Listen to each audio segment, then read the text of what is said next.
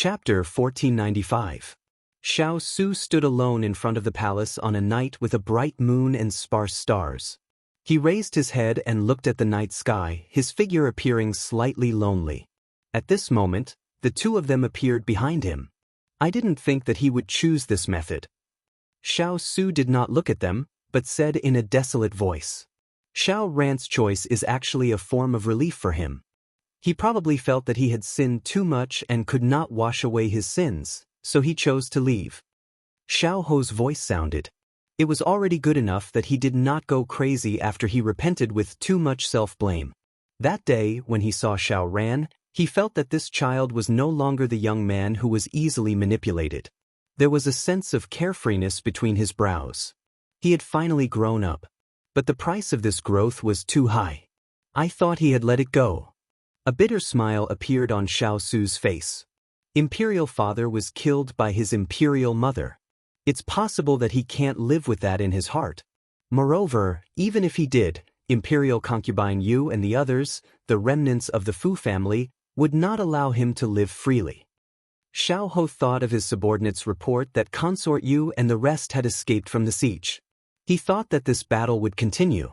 At this time, Xiao Yao's exasperated voice continued, "But this guy is too irresponsible. He left just like that and didn't even say goodbye to us. At least, he should have had a drink with us. He must be holding a grudge because I didn't say goodbye to him at the execution ground. This guy is too narrow-minded." Xiao Ho laughed, but as he laughed, he couldn't laugh anymore. These brothers of his had never been able to gather together. Xiao Su's eyebrows were indifferent, and his eyes were as dark as the night. At this moment, Xiao Yao put one hand on each of their shoulders and said loudly, "Let's go and drink. There's wine today, let's drink today, let's worry tomorrow." Xiao Su and Xiao Ho looked at each other, and the sorrow in their eyes disappeared. "Let's get second brother drunk tonight?" "Agreed." Xiao Yao stomped his feet. "Good. You two old foxes. But I'm not afraid of you. I won't get drunk even after 1,000 cups. You'll know once you try." "Third brother is right. Bring it on. I'm not afraid of you." On the eaves of the tallest palace in the imperial palace, the glazed tiles shone faintly under the moonlight.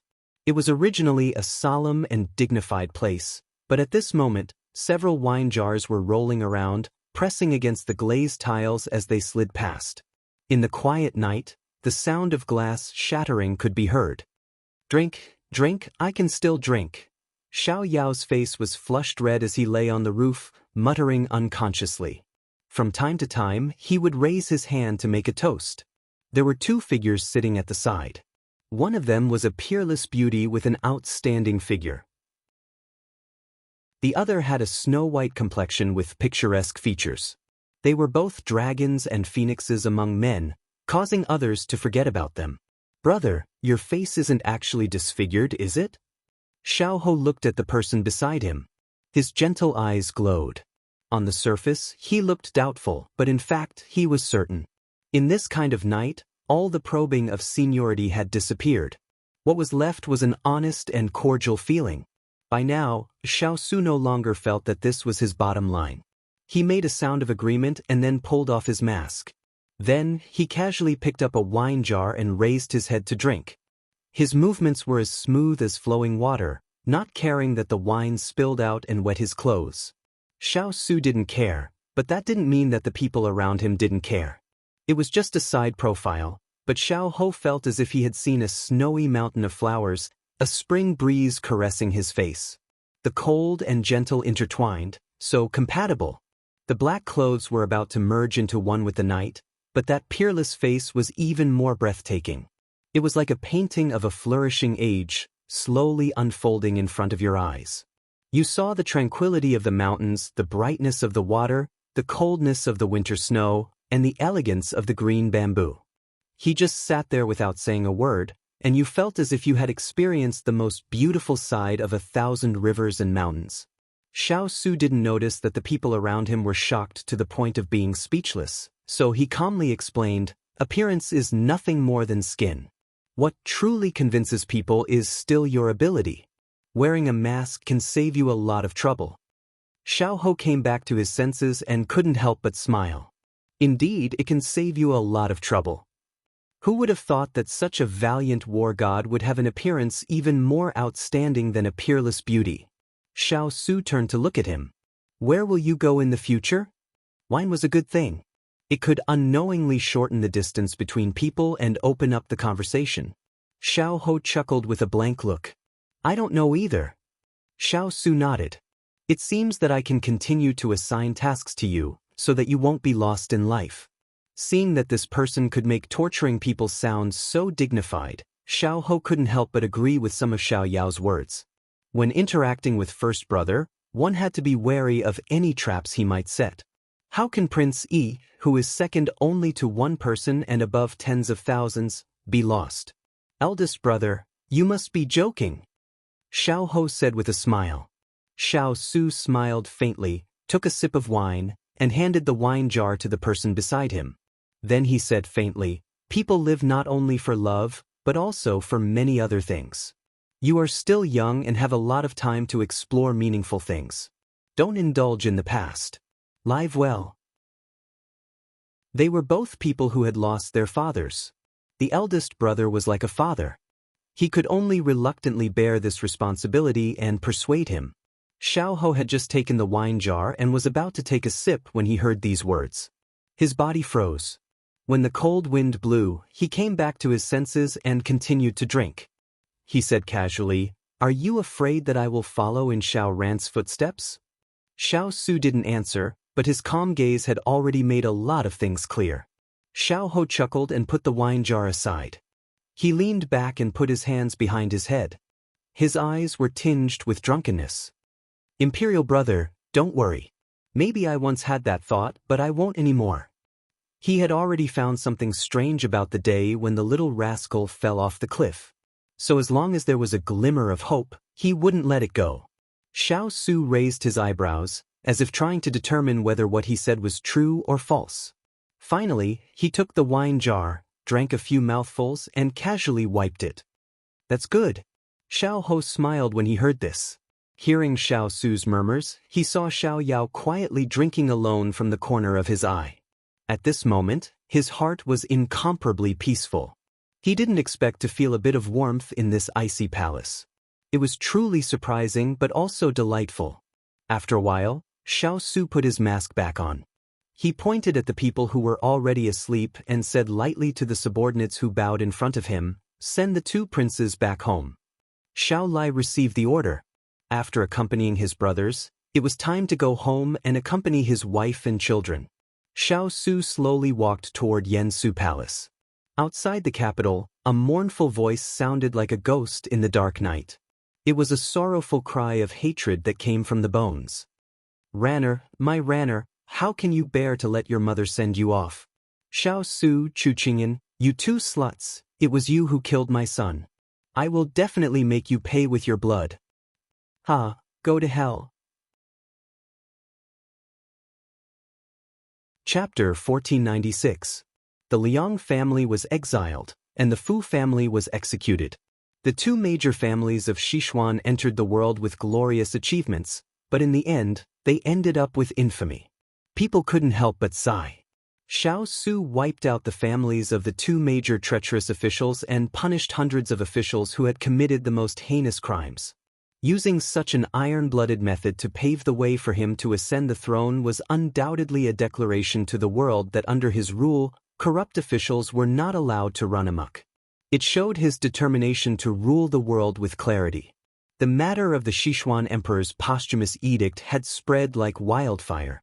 Although the common people were able to distinguish right from wrong and weren't deceived, on the day of the ascension, the retired emperor, who had not appeared for a long time, appeared at the ceremony. As a witness, he testified for Xiao Su that the edict was real and not a forgery. Because he was the only one who stayed in the palace until the death of the Sichuan emperor, and he was the most senior member of the imperial family, the former emperor who had abdicated the throne. No one's words were more authoritative than his. Thus, the rumor was dispelled. Having just experienced the invasion of an enemy country, the homeland was still being rebuilt. Xiao Su ordered the ceremonial officials to keep everything simple. Thus, The ascension ceremony followed the etiquette passed down from generation to generation, but there was no excessive extravagance. This made the common people respect the new emperor even more. It was the country's blessing and the common people's good fortune to have an emperor who was so considerate of the common people. In front of the palace, the retired emperor and Xiao Su stood at the highest point of the Sichuan. Su, oh, your father is too muddle-headed. You can't learn from him in the future. The retired emperor sighed, his words carrying exhaustion. Don't worry, imperial grandfather. Grandson will learn from the mistakes of others. Xiao Su bowed to express his position. The retired emperor nodded in satisfaction. His eyes were slightly moist as he patted his shoulder. Among all of you, grandfather thinks the most highly of you. In the past, you didn't want to be bound, so grandfather didn't want to tie you down here. But I didn't expect that after going around in circles, the one who would inherit the throne would still be you. Perhaps all of this is fate. Xiao Su replied faintly. Yes, it's all fate. The retired emperor shook his head. Xiao ran that child. Sigh, let's not talk about it anymore. Let bygones be bygones. Let bygones be bygones. As he spoke, the retired emperor's gaze landed on the white stone steps that led upwards. You are now in a high position and have stepped on the highest point. In the future, every step you take must be firm and steady. You must avoid being bewitched. You must walk steadily. Grandson will remember imperial grandfather's teachings. Xiao Su bowed respectfully. The retired emperor put his hands behind his back, his face still serious. In the future, I'll leave the Sichuan to you. If you're tired, you can ask your 2 younger brothers to help you, lest they have nothing to do. Xiao Yao, we all have the same father. Grandpa, you can't be like this. Xiao Ho, I agree wholeheartedly. Xiao Su smiled faintly. Grandson naturally knows how to make good use of people. I won't let them be too idle. The Emperor Emeritus stroked his beard in satisfaction. This child is worth teaching. The 2 foxes, one old and one young, were laughing sinisterly. The 2 brothers, who were still in the imperial court, sneezed at the same time. Xiao Yao rubbed his nose. This was bad. He had a bad premonition of being targeted by a wolf. On the other hand, Xiao Ho was frowning. It seemed like he had to go out to avoid trouble. Then you should go and do your work. Grandpa will go and see granddaughter-in-law. I left in a hurry last time and didn't have the chance to properly greet my great-grandson. As he spoke, the retired emperor was like a gust of wind, coming and going as he pleased. Xiao Su only had time to catch the shadow of the white hair swinging around the corner from the corner of his eyes. He couldn't help but smile. In the imperial family, imperial grandfather was probably the only one who lived the most thoroughly.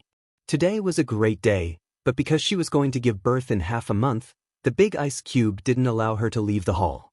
Thus, she could only stand at the door and listen to the deafening 3 cheers of "Long live" in the distance. The corners of her mouth slightly curled up. However, at this moment, Chu Qingyan heard a snicker, followed by a familiar voice. What a big bowl of dog food. Su, doesn't seem to know how to be romantic. I didn't expect him to amaze the world with a single brilliant feat. This palace's name is simply too torturous for dogs. Chu Qingyan's eyes lit up when she heard the voice. She hurriedly walked out. When she saw the person standing there looking at the plaque, she smiled from the bottom of her heart and called out, Imperial Grandfather, you're back. The news of the Emperor Emeritus's return hadn't spread, so Chu Qingyan didn't receive news of his return to the palace. The Emperor Emeritus originally wanted to put on airs, but when he saw her pot-bellied appearance, his aloof appearance was instantly thrown to the horizon. He hurriedly called out to the people beside him. Hurry. Properly support your master. If she bumps into anything, I'll hold all of you responsible. Chu Qingyan was amused by his nervous appearance. Indeed, birds of a feather flocked together. Her family's big ice cube was the same. It's windy outside, so don't catch a cold. Come, my good granddaughter-in-law. Let's talk inside the palace. The Emperor Emeritus said kindly. Chu Qingyan looked at the lush greenery outside and the chirping birds outside. A drop of cold sweat trickled down her forehead. It was already spring, so how was it cold? However, in order not to disappoint the elderly's concern, Chu Qingyan still obediently entered the palace. It looks like you're about to reach full term? The Emperor Emeritus immediately inquired as soon as he sat down. Chu Qingyan smiled and nodded. In another half a month, I'll be 10 months old. Good. All these years, you've done so much for Su. Now, you've even given him a child. Your contributions can't go unnoticed. Grandfather is very grateful to you. The Emperor Emeritus was almost in tears. The corners of Chu Qingyan's mouth twitched. She was used to seeing the Emperor Emeritus's childish side, so she was somewhat not used to seeing him like this. Grandfather, you're too polite. This is what I should do. No, child. That's because you don't know what's going on inside. The Emperor Emeritus sighed softly. After thinking about it, there was nothing to hide. The dust has already settled. Su, that brat, has narrowly escaped death. Grandfather will tell you the truth about the bestowment of marriage back then. Chu Qingyan was stunned. What the hell? The truth about the bestowment of marriage? At this time, the Emperor Emeritus had already continued speaking. Su-er's fate has been full of misfortune since he was young. I went to Hugua Temple to perform a divination for him. The abbot at that time was the current Su Jian's master and also my good friend. He told me that Su-er would not live past 20 years old. When I heard this, I was immediately struck by lightning. The heavens are jealous of heroic talents. Su-er is the smartest child I've seen in so many years. He's so well-behaved and sensible that he's lovable. Chu Qingyan's heart immediately hung in her throat. Although the big ice cube had already passed the calamity, she still couldn't help but feel anxious. What happened after that? After that, I begged my good friend to give me a solution to help Su-er pass the calamity. My good friend had no choice but to perform another divination. Then, he said that there was a way to reverse the wheel of fate and make fate go awry. An alien star would descend into the world. Perhaps this would change Sichuan's fate, but the reincarnated alien star would solve Su-er's calamity. So, I'm the reincarnated woman that you brought by reversing time and space. The Emperor Emeritus nodded solemnly. Chu Qingyan felt that everything was a fantasy. Chapter 1497. Back then, she had slept in the dressing room for a while, but when she woke up, she found that time and space had changed and she had shrunk into a little doll. It turned out that all of this was because of this reason. She had thought of many reasons why she had inexplicably transmigrated. Now that she saw the Emperor Emeritus's grateful expression, Chu Qingyan was no longer conflicted and felt relieved. In fact, she should be thanking the Emperor Emeritus. If it weren't for him, she wouldn't have met the big ice cube, and she wouldn't have experienced so many things and had so many friends. Life was like this. There were gains and losses. She had lost everything in the present world, but at the same time, she had gained everything in the present. People couldn't be too greedy and couldn't be too attached to the past. Otherwise, it would be too late to regret when it was lost. Grandfather, I'm very happy to be able to resolve His Highness's death. She was really happy that her arrival could protect him. The Emperor Emeritus was extremely gratified. Granddaughter-in-law, you're a good child. Only you can take Su-er away from loneliness. You're the only warmth he has left in this life. Good, after telling you about this, grandfather's heart is also relieved. Servants, serve me delicious food. I haven't had a proper meal all the way here. Now I want to eat and drink well. After being serious for less than 3 seconds, the Emperor Emeritus had already broken his facade and lightly patted the table to order the palace servants. How could the palace servants dare to offend this great Buddha? They immediately rushed to the imperial kitchen to pass on the order. Chu Qingyan giggled. Looking at the Emperor Emeritus who was fiddling with the pastries, it was as if they had returned to 6 years ago when they had just left the capital. Although that period of time was the calm before the storm, everyone still had a good time. The imperial kitchen moved quickly. They first served a few cold dishes, then hot dishes were quickly followed. This taste doesn't seem like it was made by that little girl. Where is she? Let her show me a few skills. I want to see if she has improved after these few years. The Emperor Emeritus wouldn't admit that it was because he was thinking about her cooking even in his dreams. Chu Qingyan paused in her action of drinking tea. It was as if that delicate little girl in yellow appeared in front of her eyes. She smiled and bowed in front of her. She's no longer here. No longer here? Then call her back? Given the way Su her dotes on you now, even if you wanted the stars in the sky, he would really pluck a few for you. Retired Emperor said disapprovingly. Chu Qingyan laughed bitterly. If she was still alive, even if she had to go to the ends of the earth, I would have asked His Highness to dig her out. Unfortunately, the retired emperor finally understood what she meant when she said she wasn't here. He couldn't help but stare blankly. She was just a little girl. How could she not be here? At this time, Xining, who was standing at the side, was afraid that the retired emperor would say something else, so she stepped forward and briefly told him about Huang Yi's matter. After hearing this, the retired emperor heaved a heavy sigh. Fate always plays tricks on people. Huang Yi is like this, and Xiao Ran is also like this. But for them, leaving is a kind of relief. What a pity for the two children. Chu Qingyan's heart faintly throbbed in pain. Yes, they are relieved, but they left behind pain for the people who are still alive. For example, them and Turin. Seeing his granddaughter-in-law's desolate expression, the retired emperor suddenly realized that he had brought up a very bad topic.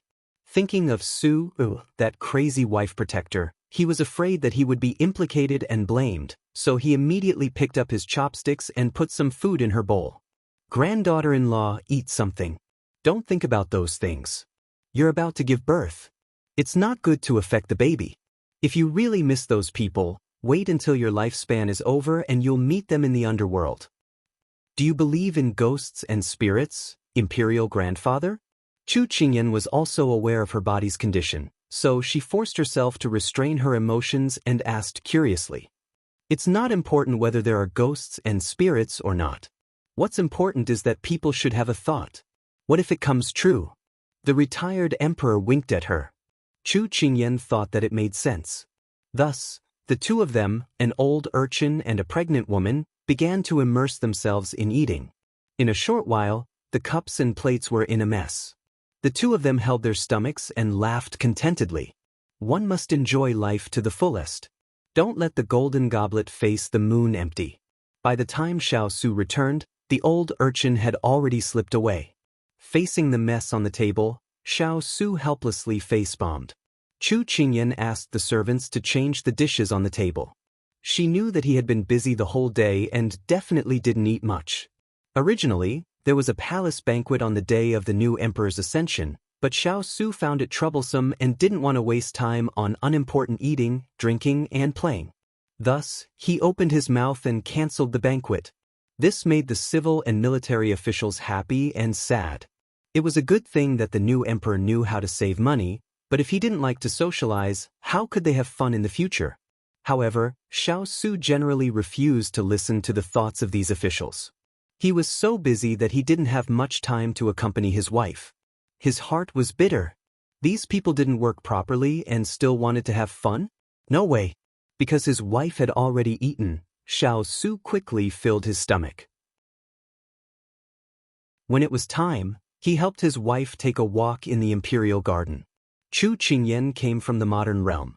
Although she hadn't been pregnant before, she had seen pigs run even though she hadn't eaten pork before. She knew that walking around during pregnancy would be beneficial for the delivery. Thus, she would go out for a walk when she had nothing to do. Xiao Su would accompany her whenever he had time, and the two of them would take a walk after meals at a fixed time. Time passes so quickly. It's gone in the blink of an eye. Chu Qingyan sighed with emotion as she looked at the flowers in the garden swaying in the wind. That's right. It's a pity that I couldn't accompany you properly while you were pregnant. Xiao Su's voice faintly carried a hint of self-blame. Chu Qingyan patted his hand and comforted, "What's wrong with that? The baby will be proud to have a responsible father like you." Xiao Su's face brightened as he was comforted by his wife. The commoners probably wouldn't have imagined that the new emperor wasn't holding a banquet to celebrate on the first night of his ascension, but was taking a walk with his wife and child. Their eyeballs would probably fall out of their sockets. She found it funny just thinking about it. Xiao Su said disapprovingly, warming the Kong bed with the wife and child is what every normal man should think. Moreover, if they knew, they would be even more relieved, because the ruler of the Gu family would truly think of them. That's right. You're the best emperor since the beginning of time. Chu Qingyan winked at him teasingly. Xiao Su raised his eyebrows, and the hand holding her tightened slightly.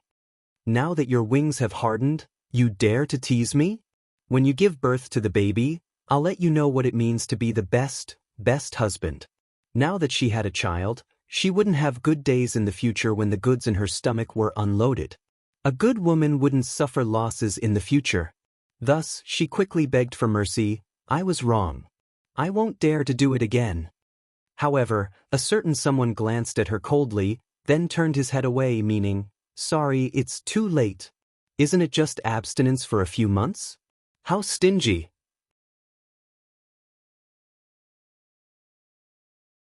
Chapter 1498. Xiao Su had only ascended the throne for a few days, but some officials had already begun to have crooked thoughts. Your Majesty, the harem is empty.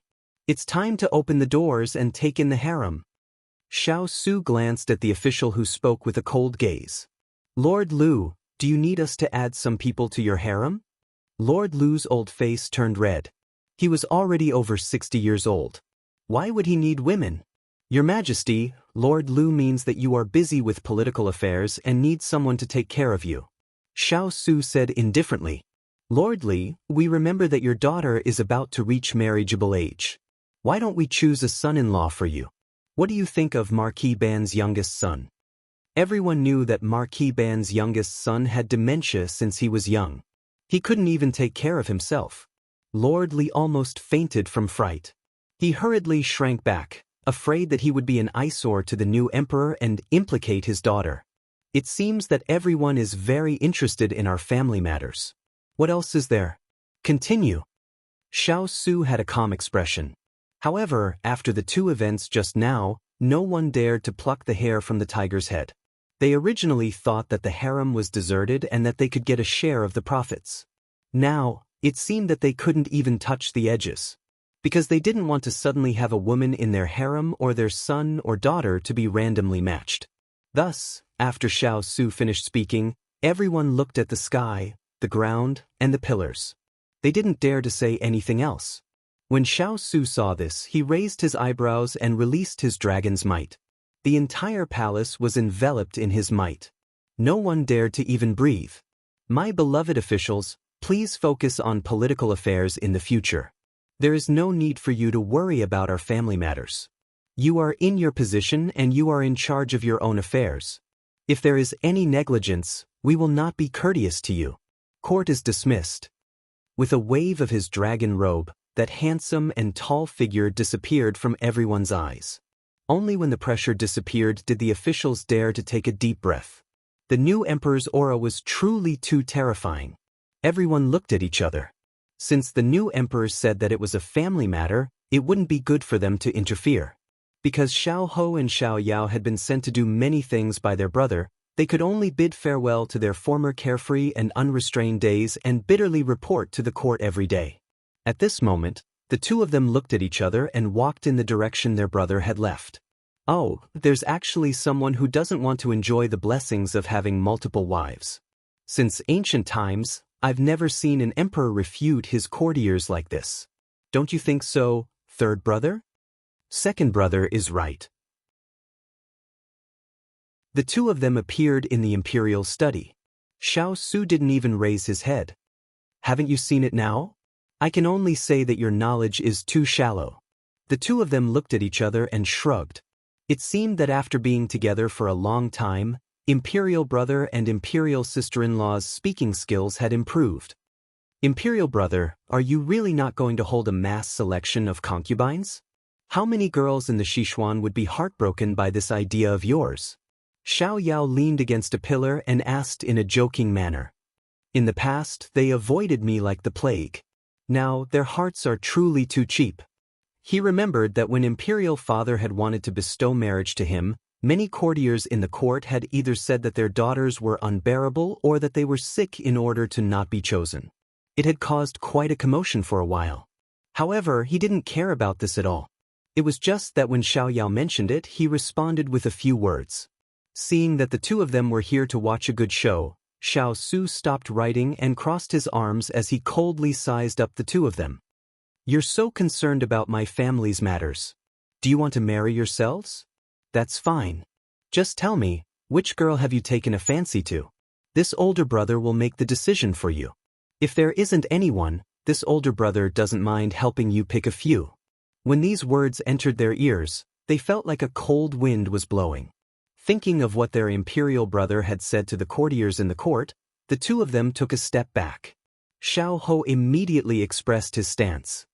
This younger brother doesn't have such thoughts and will not interfere with imperial brother's harem. So, imperial brother can rest assured. Xiao wasn't willing to fall behind. This younger brother was just joking. You already have imperial sister-in-law, such a good wife that all the women in the world are inferior to. Those mediocre women don't even have the qualifications to carry imperial sister-in-law's shoes. Xiao raised his eyebrows and took back his words. Ian is about to give birth. I won't allow any accidents to happen. So, keep a close eye on the court these days. I don't want to see what happened today again. Seeing that their imperial brother had already changed his tone, the two of them knew that their imperial brother had taken this matter seriously. They didn't decline and agreed. So, the three of them started to talk about other things. This matter was over just like that. However, no one would have thought that after stabilizing the court, something unexpected would happen among the people. A rumor, like the spring rain, seeped into the people and slowly eroded them. It was also like snowflakes that spread all of a sudden. Some people said that Sichuan hadn't experienced any disasters for decades. However, in recent years, there had been many major events, such as the invasion of Nansong country, the snowstorm in the north, the flood in the south, the alliance of the three countries, etc. Some people said that there was a demon causing mischief. Who was that demon? Some people also said that nothing happened 16 years ago. However, ever since a baby girl was born, everything started to become chaotic. Then who was this baby girl? Some people said that the Chu family's fifth miss, the former king of England's princess consort, was currently in the imperial palace. No way, she was the new emperor's most cherished person. How is that not possible? Look at the birth characters. A monk who had attained the Tao said that when this girl was born, it coincided with the reincarnation of an evil spirit. That evil spirit did not survive the thunder tribulation, so it possessed this baby girl. Therefore, after that, Xishen began to fall into turmoil because of this evil spirit. If this demon girl isn't eliminated, there will be endless disasters in the future, and the heavens will be angry and the people will be resentful. These rumors were very methodical. Even Chu Qingyan's birth characters were taken out. People couldn't help but pay attention to them. In addition, Sichuan had indeed been plagued with endless disasters these past few years. Whether it was natural or man-made, it far exceeded the sum of all the disasters that had occurred in the past. Holding the mentality that it was better to believe it than not to believe it, this rumor snowballed all of a sudden, growing bigger and bigger. At first, these rumors were only spread in small towns, but after the peach blossoms bloomed in March, the rumors began to spread to the large towns in the capital. Originally, it didn't make much of a fuss, but now, it had become the topic of discussion in the streets. In an ordinary residence, an old woman with a withered face sat at the head seat in the main hall. Her once delicate skin was now covered in wrinkles. Even the most gorgeous silk and satin couldn't hide her emaciated figure. No one would have thought that this old woman was Consort Yu, whose name had once shaken the harem, Fu Yu. At this moment, she was looking gloomily at the person in front of her, whose figure and appearance were hidden under a black robe. Senior Marshal Brother, it's all thanks to you that we were able to ruin Chu Qingyan's reputation these past few days. Junior Marshal Sister's words are too serious. Dong Ting Fan replied. Consort Yu looked at the sky outside the window and smiled coldly. This time, I want to make Chu Qingyan infamous. Everyone will have the right to kill her, and she'll die in her womb.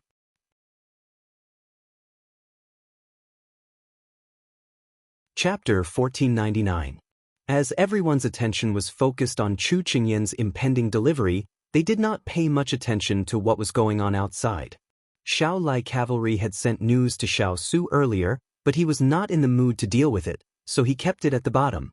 Now, these rumors had finally reached his ears. Smack! Xiao Su threw the memorials that had been sent to him onto the table, causing the entire imperial study to shake. Xiao Yao glanced at one of the memorials that was scattered on the floor. There were a few words on it that were very eye-catching. Seductive troublemaker. He could not help but twitch his mouth. These people really dared to say such things. Third brother, what do you think? Xiao Yao saw that his imperial brother was in a fit of anger and could not help but poke the person beside him. Xiao Ho frowned slightly and looked away from the memorials. He then cupped his hands towards the person sitting at the table. This matter has caused a huge commotion. The outside world is abuzz with the news. Originally, it was the people who were making a fuss. Now, even the ministers are involved. The situation is not very good. Xiao Yao snorted.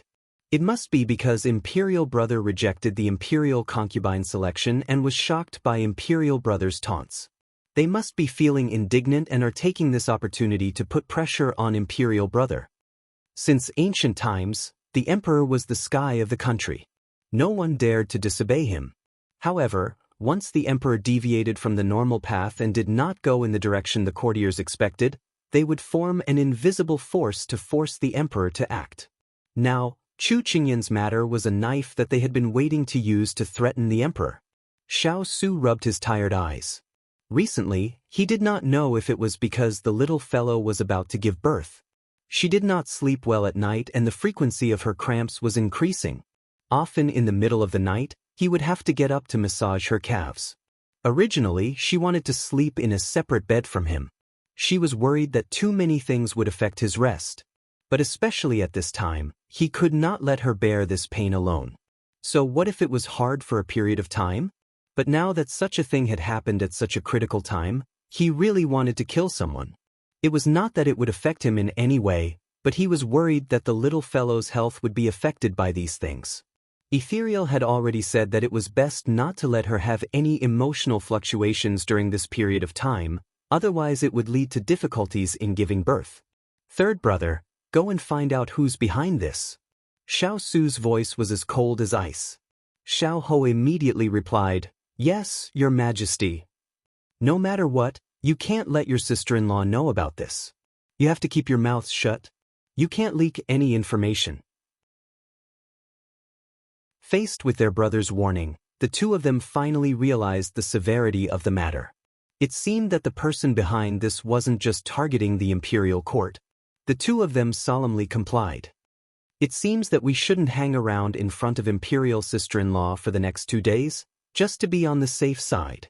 Xiao Yao covered his mouth knowingly. Xiao Ho glanced at him. That seems to be the case. Harem, Yansu Palace. Chu Qingyan was half lying on the bed, looking lazy. Originally, her belly wasn't so big. At that time, Big Ice Cube was still worried about whether she would give birth to a baby the size of a kitten. Unexpectedly, 3 months ago, her belly began to expand like a balloon. Now, it was as if she was carrying a big ball, and her body was getting heavier and heavier. She once suspected that the baby was competing with Big Ice Cube. Didn't you say that I was a kitten? I'll show you how big I am. A chubby baby with its hands on its waist groaned and rolled its eyes. After she imagined this scene, she couldn't help but laugh. Seeing that she was in a good mood, Xining immediately had someone bring fresh fruit. Those fruits were cut into small pieces and inserted with toothpicks for her convenience. After the fruit plate was brought up, Xining began to order the imperial kitchen to bring up warm tonic soup. Now, Xining had become the most powerful female attendant in the entire harem, because there was only one master in the harem. Sichuan Emperor's previous concubines had basically been sent away. Even if they stayed in the palace until they grew old, they wouldn't come to Chu Qingyan, who was doted on by the emperor. They hoped that she wouldn't remember them and that they could stay in the palace until they grew old. Empress Liang, after getting what she wanted from the Liang family, shut herself in and didn't come out. Presumably, she didn't want to be an eyesore to her son and daughter-in-law. Although Chu Qingyan was in charge of the entire harem, there were very few people in the harem now, so she didn't have to spend much effort to manage it. Moreover, she was pregnant, so Xiao Su wouldn't be willing to let her work too hard. "Xining, you lass, can't you see that I'm already so fat? You still don't give up and want to nourish me." Xining knew that her master was looking for fun, so she was willing to be scolded by her master. Then she began to repeat those words, "Master, you also know that the little master is about to be born. You have to eat more and save more energy. When the time comes, the birth will be smooth. Isn't this what Lord Ethereal said?" As she spoke, Xining innocently wiped the non-existent tears from the corners of her eyes, looking as if her good intentions were not rewarded. This servant knows that this servant's words have no weight. When His Majesty comes back, one sentence from him is worth 3 sentences from this servant. Then, this servant should wait for His Majesty to come back and lecture you. Chu Qian was amused. "You lass, you only know how to use this to stop me. Fine, I'll eat, alright?" As soon as she finished speaking, Xining eagerly handed over the toothpick. Chu Qingyan couldn't help but shake her head in amusement. "It's only been a few months, and you're already so eloquent. Let's see if Jean Exon can stand you in the future." "He dares." Xining harumphed. Chu Qingyan's eyes lit up slightly. It seemed that the relationship between these two had taken a qualitative leap without her knowledge. "Master, don't worry. Your appearance and figure haven't changed at all because of this. You're still so beautiful and moving, so just focus on eating." Xining winked mischievously. Chu Qingyan smiled. "You're the only one with a sweet mouth." At this time, Ethereal walked in with a few midwives. These midwives were selected by Xiao Su half a year ago under Ethereal's orders. They were experienced midwives who had delivered babies for officials. They had been raised in the palace all this time. Now that they were about to give birth, Ethereal brought them over to familiarize them. Chu Qingyan had also seen these midwives before. Their faces were all familiar. At this time, Ethereal opened her medicine chest and prepared a hand pillow to take her pulse as usual. And because the midwives in front of them had a noble status, if they could complete this task well, their future prospects would be boundless. Thus, they began to compete with each other to talk about things to pay attention to during childbirth, as well as some words to curry favor. Chu Qingyan knew that childbirth in ancient times was like passing through the gates of hell, so she also calmed down and listened. As they spoke, they opened up other topics. "Nyang Nyang looks so beautiful. This old servant's mouth is too stupid. I don't know how to describe it." One of the midwives was eagerly trying to curry favor. Another midwife continued, "Isn't there a saying that a smile that can cause the downfall of a country is also capable of causing the downfall of a city?" At this time, another voice sounded, "That's right up. Nyang Nyang has a benevolent appearance and a kind heart."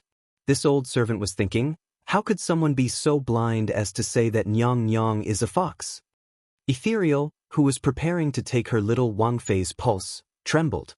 She was about to open her mouth to stop them, but it was already too late. "What did you say? Say it again."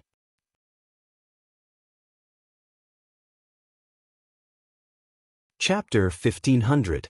Only now did the midwife realize that she had said something disgraceful and hurriedly knelt down. "Nyang Nyang, forgive me. This old one misspoke. Please forgive me." Ethereal wanted to slap herself. If she had known this would happen, she would have said a few words before entering the hall. Now she had caused such a disaster. "Young Princess Fei, it's nothing. Don't listen to other people's nonsense. This subordinate will have people take these ignorant people away. They won't be an eyesore to you." Ethereal said and immediately prepared to take them away. However, Ethereal's attempt to cover up made Chu Qingyan suspicious. "Wait." At these words, Ethereal could only helplessly stop. "Young Princess Fei, do you have any other orders?" Chu Qingyan squinted her eyes slightly, and her smile sent chills down one's spine. "Kongling, you haven't checked my pulse and you're leaving already? It's not your style to do things halfway, so," as she spoke, Chu Qingyan gave a look to Xining. Xining immediately understood and took the other midwives away, leaving only one. Seeing this, Ethereal knew it was too late. Young Princess Fei was so smart and knew the small details. It seemed this matter couldn't be concealed. Chu Qingyan's gaze swept over the trembling midwife and chuckled softly, "Today, I'm in a good mood. Come, madam, please tell me about the outside world. Otherwise, I'll be bored out of my wits if I stay in the palace." The midwife who had said the wrong thing was surnamed Lu. People called her Lu Midwife. Lu Midwife quickly smiled apologetically, "What Nyang wants to know, this old one will tell you everything." "That's good." Chu Qingyan changed her position, one hand lightly holding the edge of the bed. Her smile deepened, "Tell me about the matter you just mentioned." Cold sweat instantly slid down Lu Midwife's forehead. An hour later, only Chu Qingyan, Xining, Jasper, and Ethereal were left in the Yansu Palace. Chu Qingyan's gaze fell on the people in front of her. Her voice was low as she said, "You didn't even tell me that such a big thing had happened?" Xining was originally angry, but after hearing this, she immediately felt wronged and said, "Mistress, this servant really doesn't know anything." At the side, Jasper knelt down heavily, her eyes filled with self-reproach. This subordinate knew about this but did not report it. "Please punish me, master." Xining was surprised. "You actually knew and didn't tell me?" Jasper sighed. "You're too stupid. Telling you is the same as telling master." Chu Qingyan turned to Ethereal. "So you know about it too?" Ethereal lamented in its heart. "What the hell is going on?" But it still nodded with a bitter smile. "Master didn't let us tell you. We were afraid that it would affect your body and the fetus." Chu Qingyan was depressed for a moment. Although she knew that the big ice cube was doing it for her own good, it really didn't feel good to be kept in the dark like this. She still wanted to say something, but her abdomen suddenly throbbed. She took a deep breath and couldn't help but lean back. Xining was the first to notice that something was wrong. She quickly supported her and said anxiously, "Mistress, what's wrong?" "Lord Ethereal, come and see Mistress." In an instant, the entire Yansu Palace was in chaos. When Xiao Su received the news, he immediately threw down the memorial and all the courtiers in the main hall and rushed to Yansu Palace without stopping. Although it was only a few steps, he had already used his qinggong in a panic and left Turin, Huoling, and the others far behind him. Turin and Turin saw the shock in each other's eyes. It was rare to see their master so panicked. The last time was because of the young princess consort. They hoped that nothing would happen to the young princess consort this time. Otherwise, looking at their master's posture, it seemed like he was going to destroy the world. When everyone arrived at Yansu Palace, Ethereal was still giving first aid to Chu Qingyan. Everyone was blocked outside and began to stomp their feet anxiously. At this time, no one dared to stop Xiao Su. He was exuding a murderous aura from head to toe. "How is it?" Ethereal had just finished performing acupuncture when she heard a cold voice behind her. It didn't take a guess to know who it was. "It's under control for the time being. She'll be fine after resting for half a day." It was really hard to imagine. If she wasn't treated in time, the fetus in the young princess consort's belly would be in danger. Ethereal wiped the cold sweat on his face and let out a long sigh of relief. Xiao Su didn't feel relieved because of this. His gaze swept to Ethereal's pale face. Needless to say, he knew how dangerous the little guy's situation was just now. What the hell is going on? Why did Ian suddenly become emotionally unstable? After seeing the little guy, Xiao Su sat in the front hall and glanced at the people kneeling on the ground with a dignified expression. It was clearly spring in April, but the people present felt as if they had fallen into the cold winter and couldn't help but shiver. Ethereal raised his head and took the lead to explain the ins and outs of everything. In the end, he blamed himself and said, "It's this subordinate's fault for not keeping an eye on the people below.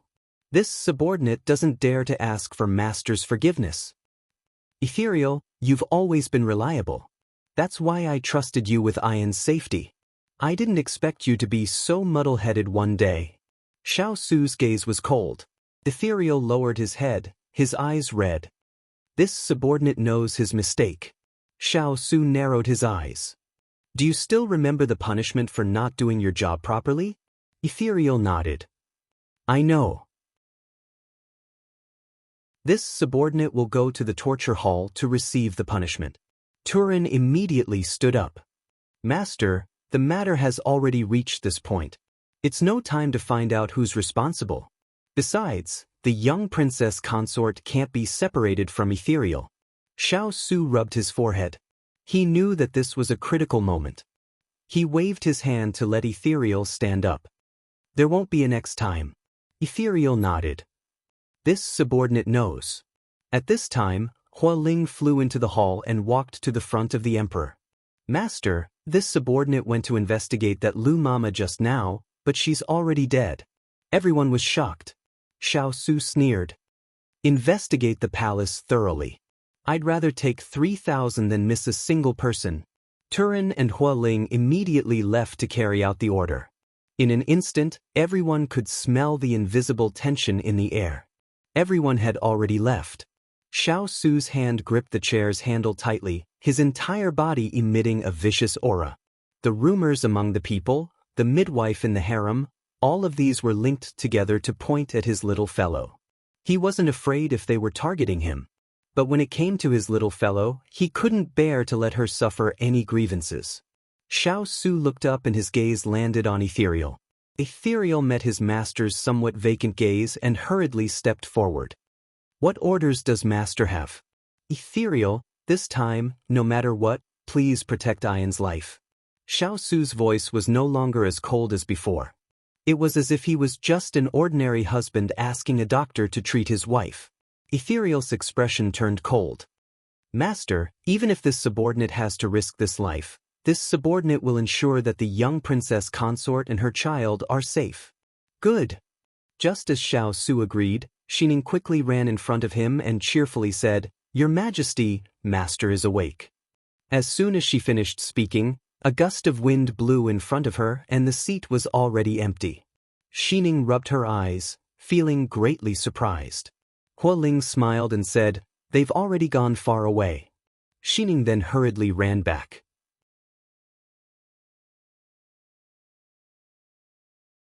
Chapter 1501. Chu Qingyan opened her eyes groggily, and the first thing she saw was that familiar pair of worried eyes. She pursed her lips and asked, What happened to me? Xiao Su hurriedly said, Ethereal said that your emotions fluctuated too much and your blood supply was insufficient, causing you to faint. Are you still feeling unwell? She raised her hand to rub her temples, and her muddled mind gradually cleared up. Everything that had happened earlier flashed past her eyes. She wrinkled her nose and pushed his outstretched hand away. I'm not feeling well. Go away. I don't want to see you right now.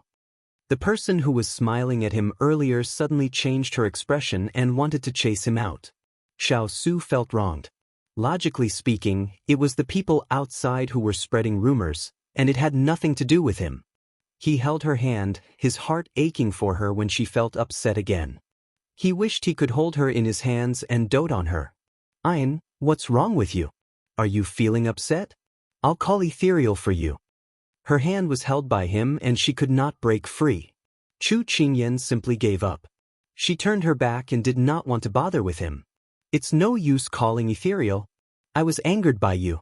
I'm so angry that my liver hurts. Xiao Su felt even more wronged now.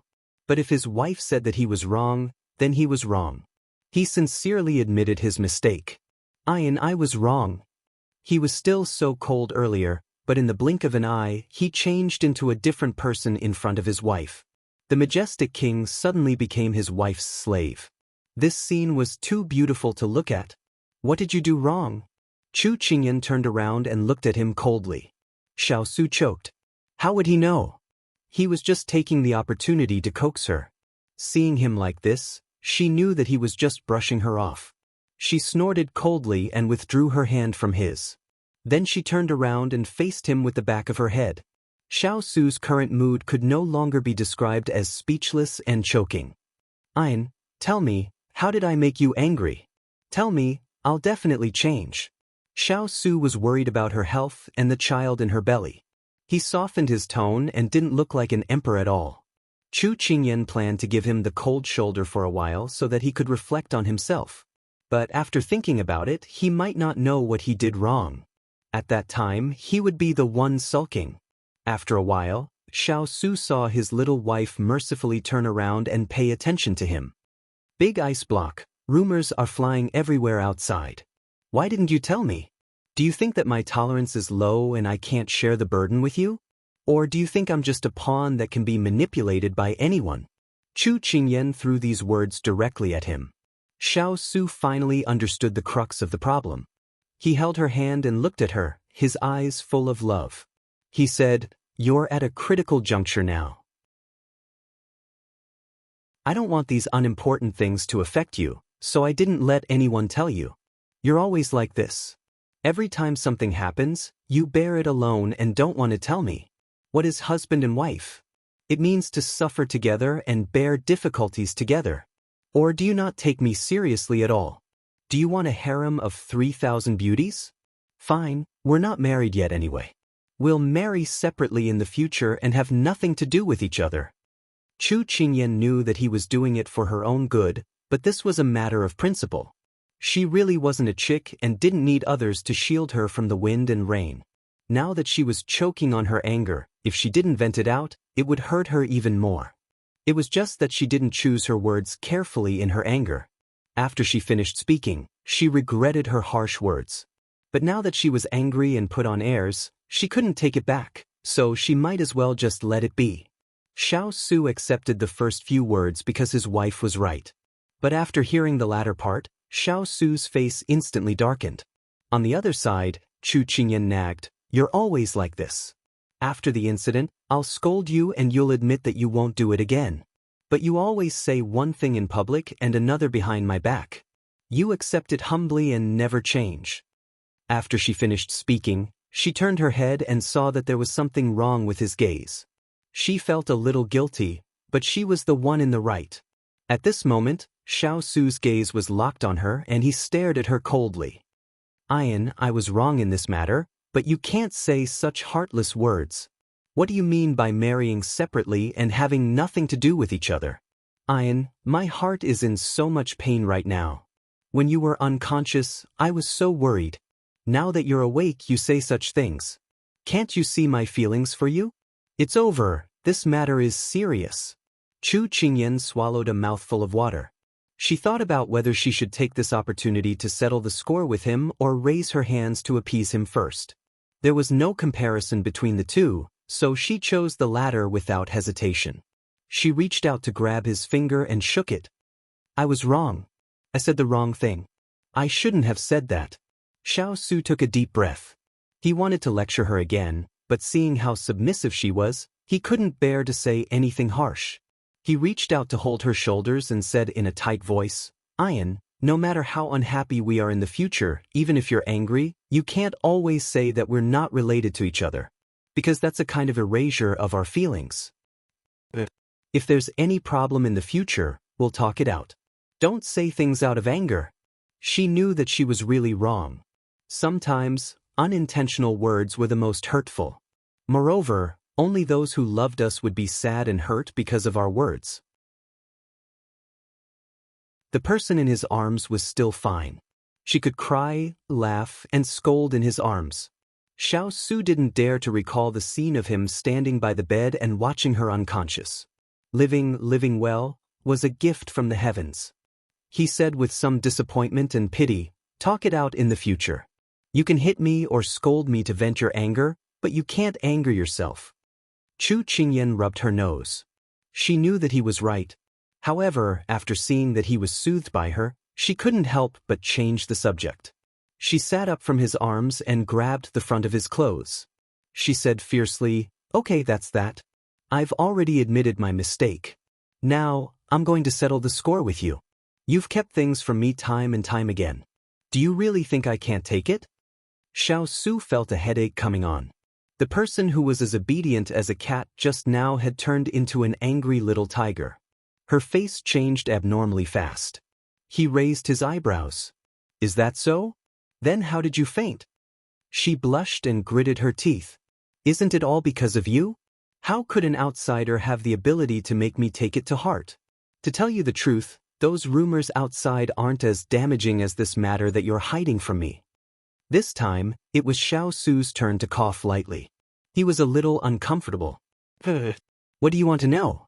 I'll tell you right now. I won't hide it from you. He didn't dare to say that it wouldn't happen again. Because when it came to the little fellow's matters, he always had to choose the best way. It wasn't that he didn't believe in her ability, but as a husband, if he couldn't shelter his wife from the wind and rain, then what kind of man was he?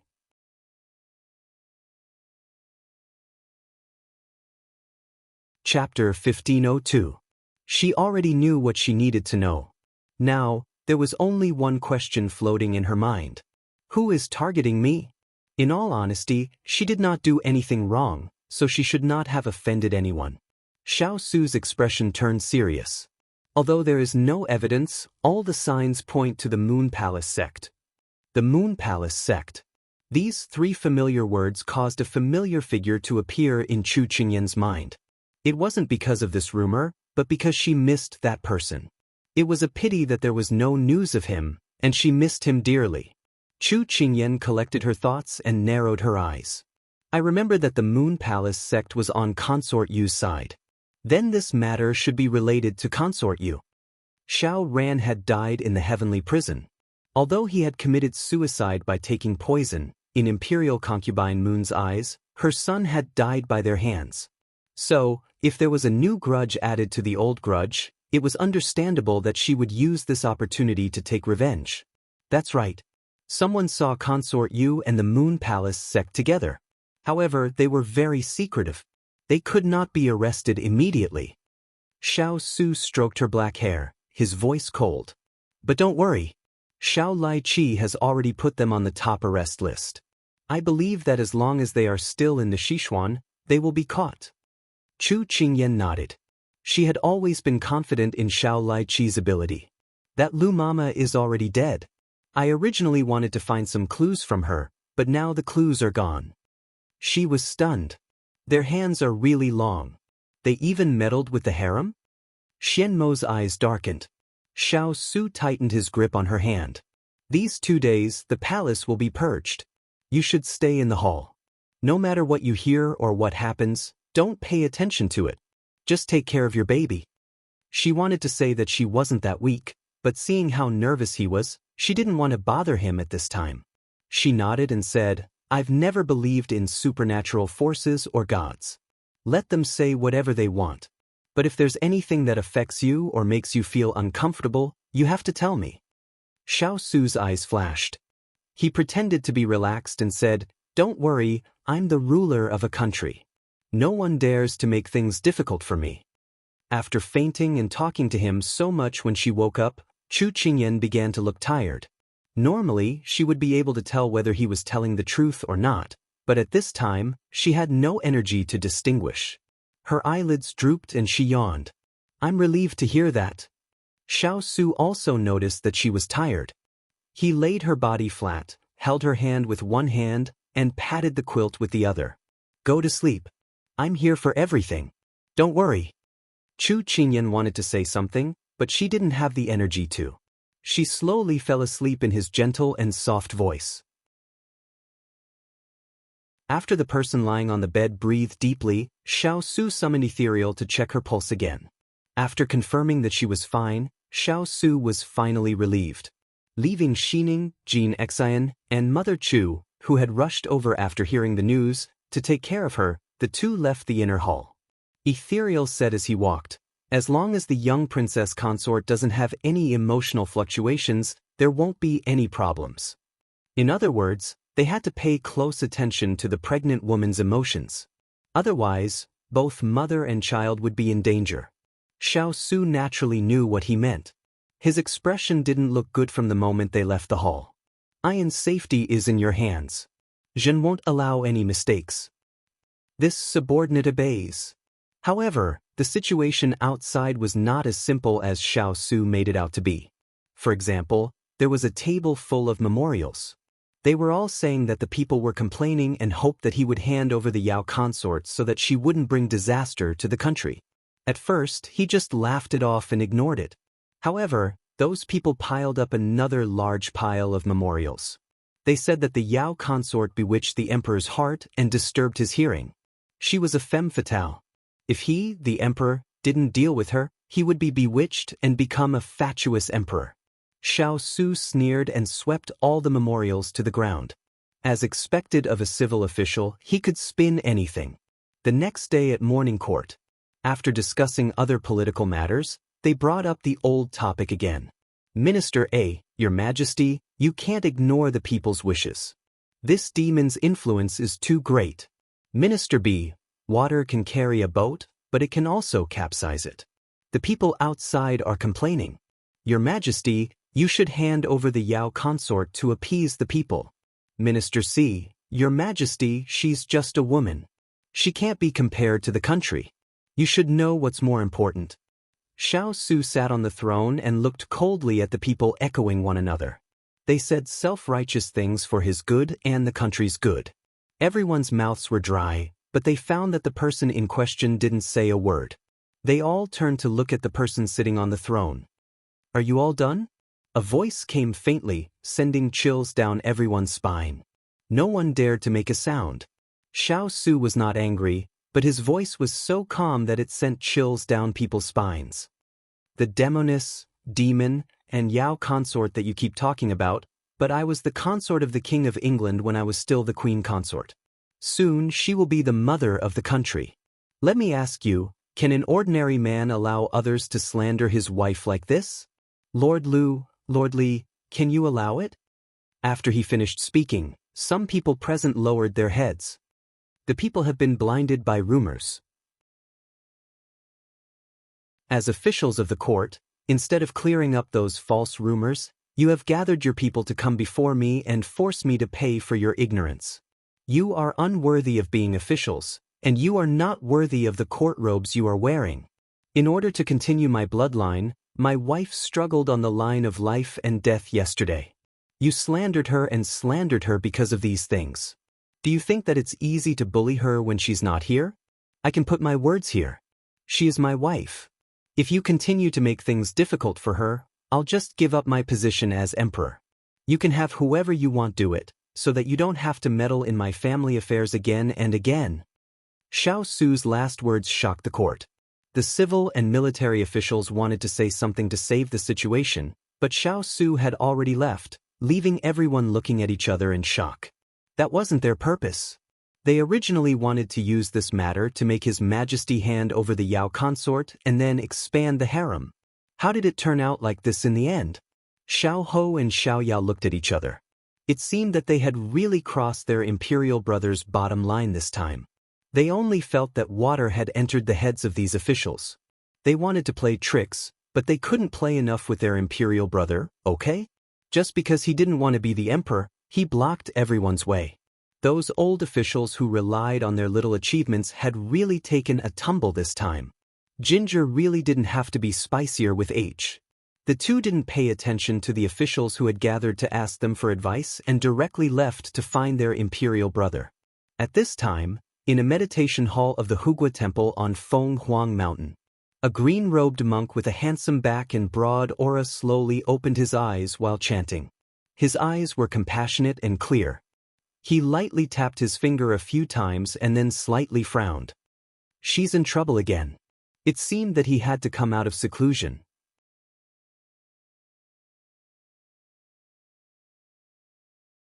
Chapter 1503. When Xiao Ho and Xiao Yao arrived at the imperial study, they did not see their eldest brother, who was immersed in reviewing the memorials. They looked at each other in confusion. At this time, a eunuch beside them smiled and said, "His Majesty is currently in the imperial garden. This way, please." Xiao Ho was stunned. Could it be that imperial brother knew that they would come to find him and specially arranged for someone to wait here? Without suspecting anything, the two of them followed the eunuch with their own thoughts. After walking through the winding corridors and passing through the flowers and willows, an exquisite pavilion appeared in front of them. The eunuch bowed and extended his hand. "His Majesty is in the pavilion. This way, please." The two of them nodded and walked through the stone path. After 2 or 3 flights of stairs, they saw a person pouring wine for himself. Xiao Su had always been self-disciplined. If it was not necessary, he would not touch a drop of wine. Now that Chu Qingyan was pregnant, he would not touch wine even more. Now, it seemed that he had really encountered something troublesome. The two of them thought of the matters in the imperial court and the imminent birth of their sister-in-law. The former had many things to worry about, while the latter worried about his heart. From dealing with imperial father's death to his ascension to the throne, imperial brother had never had a good rest. No matter how valiant he was, he could not withstand it.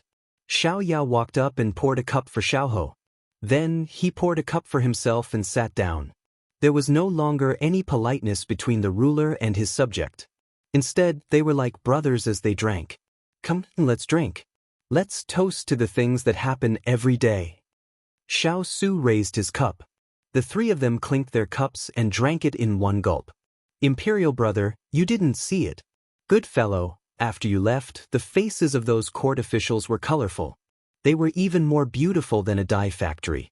It's a rare sight in 100 years. Xiao deliberately livened up the atmosphere and imitated the behavior of the court officials. It was as funny as it could be. Xiao was amused. When he turned his head, he saw that although Imperial Brother's brows had relaxed, his expression was still gloomy. Imperial Brother, once we catch the mastermind, the rumors will naturally fall apart. You don't have to worry. Xiao comforted. Xiao shook his head and said, not necessarily. This is not as simple as my brother's fake imperial edict. This time, the person behind the scenes is taking advantage of the people's belief in the heavens.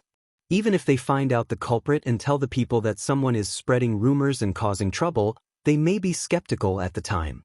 However, once a natural disaster or man-made disaster occurs, they will think that it is the work of evil.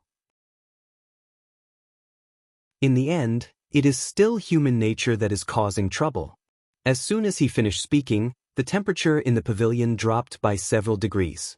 Xiao face-bombed. Second brother really touched a sore spot. They weren't here to cause trouble, okay?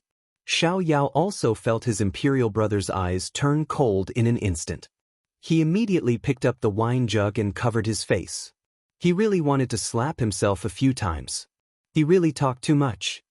Second brother is right. You don't need to think about how to comfort me. At this point, deceiving oneself and others is not a smart move. Xiao Su took a sip of wine and said calmly. Only then did Xiao dare to put down the wine jug and move closer. Then, in Imperial Brother's opinion, is there any way to deal with it? As soon as he said this, he only received a cold glance from his Imperial Brother. He couldn't help but be puzzled. What did he say wrong? Xiao shook his head in disappointment. If Imperial Brother had a way, you wouldn't be drinking wine here. He really didn't have good eyesight. Xiao rubbed his nose. Wasn't he confused because he was too concerned? However, this reminded him of something. Imperial Brother, you were really impressive today. Although there is no way to deal with it at the moment, as long as you refuse to be the emperor like today, I believe that those people in the imperial court won't dare to say anything. This is also not a solution. Xiao shook his head. At this moment, Xiao Su was fiddling with his wine cup as he leaned lazily against the back of the chair. He didn't have the air of an emperor that he had during this period of time. Instead, he seemed a bit more sinister.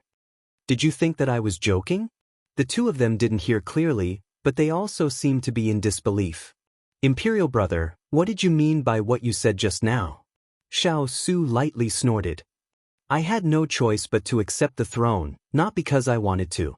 If either of you wants to take over, just say the word. I can immediately give you the edict of abdication. Xiao's body trembled.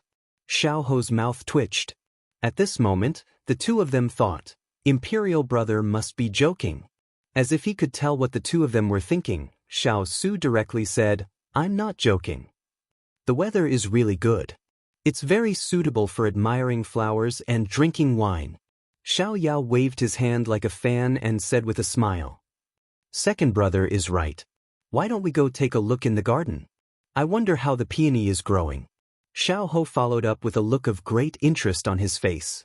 Just as the two of them were about to leave the pavilion with their arms around each other's shoulders, a cold voice came from behind them. Come back. The two of them somewhat dejectedly let go of each other and turned around with a bitter smile. All right, let's put this matter aside for now. let's talk about the rumor. Xiao Su knew that these two fellows were also very lazy. Other members of the imperial family had a headache over why all the princes wanted to be emperor. When it came to him, it became why all the princes didn't want to be emperor. Others rushed like ducks, while they avoided it like a tiger. He really regretted taking on this terrible mess. Seeing that his imperial brother didn't mention that matter anymore, Xiao Yao's brain immediately became smart. Let's investigate the source first. Since this matter spread so quickly, other than someone adding fuel to the fire, there should be other factors. Otherwise, it wouldn't have become such a powerful situation in such a short time. Xiao Ho agreed with this. He carefully thought about the results of the recent investigation and reported one of the matters. I heard that someone took out imperial sister-in-law's birth characters and gave them to an enlightened monk to confirm the rumor that imperial sister-in-law was possessed by a demon. However, I've ordered people to find this enlightened monk, but there's still no news. It's very likely that someone is pretending to be imperial sister-in-law to confuse the public and increase the authenticity of the rumor. Often, people only wanted to hear what they wanted to hear. As for whether it was true or false, it wasn't that important. Xiao Su narrowed his eyes, as if he had found an entry point. Since they believe the enlightened monk so much, then we'll find an even more famous enlightened monk to dispel this rumor. Xiao Yao and Xiao Ho's eyes lit up. As expected of their eldest brother, he could find a way to dispel the rumor with just a little hint. All right, third brother, I'll leave this matter to you. You must complete it in the next few days. The rumor matter couldn't be delayed any longer. Xiao Ho nodded. His imperial brother was so busy now, so it was natural for them to share more of his burden. Seeing that the matter was beginning to take shape, Xiao Su tossed his wine cup aside and planned to go back to accompany his wife. However, before he left, he said, "As for my suggestion just now, whenever you have any ideas, feel free to find me." Xiao Ho and Xiao Yao immediately fled. They wouldn't have any ideas, ever. The sun was shining brightly, and the wind was blowing gently. A monk in green robes wearing a bamboo hat and holding Buddhist prayer beads appeared at the bustling city gate. Behind him were two young monks. He raised his head and looked at the bustling streets. The corners of his mouth curved, revealing a benevolent smile. Then he walked in the direction of the imperial palace.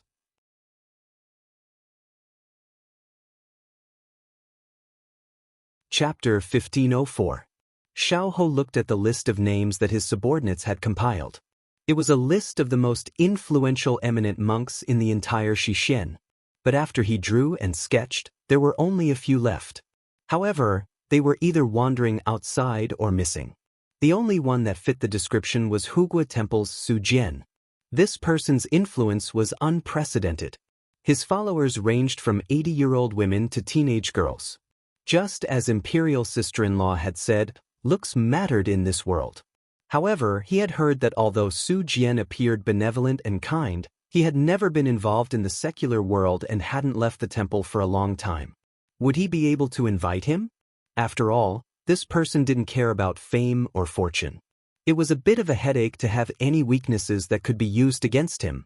At this moment, the person he had sent to keep an eye on Fenghuang Mountain returned with news. Su Jian has left the mountain? Xiao Ho was obviously shocked when he received the news. At the same time, another subordinate ran over. Lord, someone saw Master Su Jian at the palace gates. This news was even more shocking. Xiao Ho felt like he had been hit by a pie. Quick, prepare the horse. This prince needs to go to the palace gates. He hoped he could make it in time and not let Su Jian escape.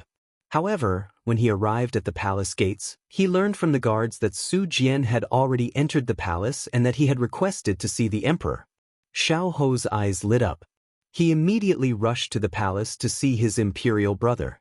However, he was a step too late because Su Jian had already gone to Yansu Palace. Xiao Ho thought that since Su Jian had already arrived, there was nothing else for him to do. He planned to turn and leave, but a eunuch called out to him, "Lord, His Majesty wants you to go to Yansu Palace if you come." Xiao Ho raised his brows. He didn't suspect anything and walked toward Yansu Palace. On the way, he brought Xiao Yao along. At this moment in Yansu Palace, Chu Qingyan looked at the blue-robed monk in front of her. Her eyes were slightly warm. "I didn't expect you to come and see me. I'm very surprised and pleasantly surprised." At that time, he had saved her and left in a hurry. Almost a year had passed. She remembered that when she had just transmigrated, other than Big Ice Cube and the others, the only friends she knew were him and Xiao Ran in Dongting. Now, he was the only one left. She was also in her pregnancy period, so her heart was filled with endless emotions. Xiao Su knew that Su Jian had unknowingly helped the little fellow a lot, including saving her life. However, even though Su Jian was a monk, he still couldn't stand the sight of the little fellow's red nose and red eyes. He was a typical possessive person, but his rationality allowed him to suppress his jealousy. Su Jian put his palms together and his eyes were calm. However, he concealed the joy of meeting again after a long time. No one knew about it. "This poor monk and you are fated to meet. I have divined that you are in trouble, so I came down the mountain to visit you. I hope I can help you." Su Jian's straightforward words stunned both of them. However, Xiao Su was the first to react. "Master, are you talking about the rumors outside?" Su Jian nodded and chanted Amitba before saying, "The rumors are not true and have already affected the foundation of the country. The heavens have the virtue of cherishing life, allowing Sichuan to usher in a prosperous ruler. We can't allow the living to fall into misery and suffering. Moreover, Qingyan is this poor monk's close friend. This poor monk can't sit by and do nothing. Today, I came down the mountain in hopes that I can do what I can to help His Majesty quell this disaster." Xiao Su couldn't be more grateful. "Thank you for thinking this way, Master. Indeed, we need your help this time." Su Jian laughed. "This poor monk is very willing to help." Chu Qingyan listened to their back and forth and was a little confused. "Big Ice Cube, how can Su Jian help us?" At this moment, before Xiao Su could turn around, another voice had already spoken up. The reason why the rumors spread like wildfire was because a fake monk was spouting nonsense. Now that Master Su Jian, a righteous monk, is here to testify that Imperial Sister-in-Law isn't a demon, the rumors will naturally fall apart. No one will dare to say anything about this matter anymore.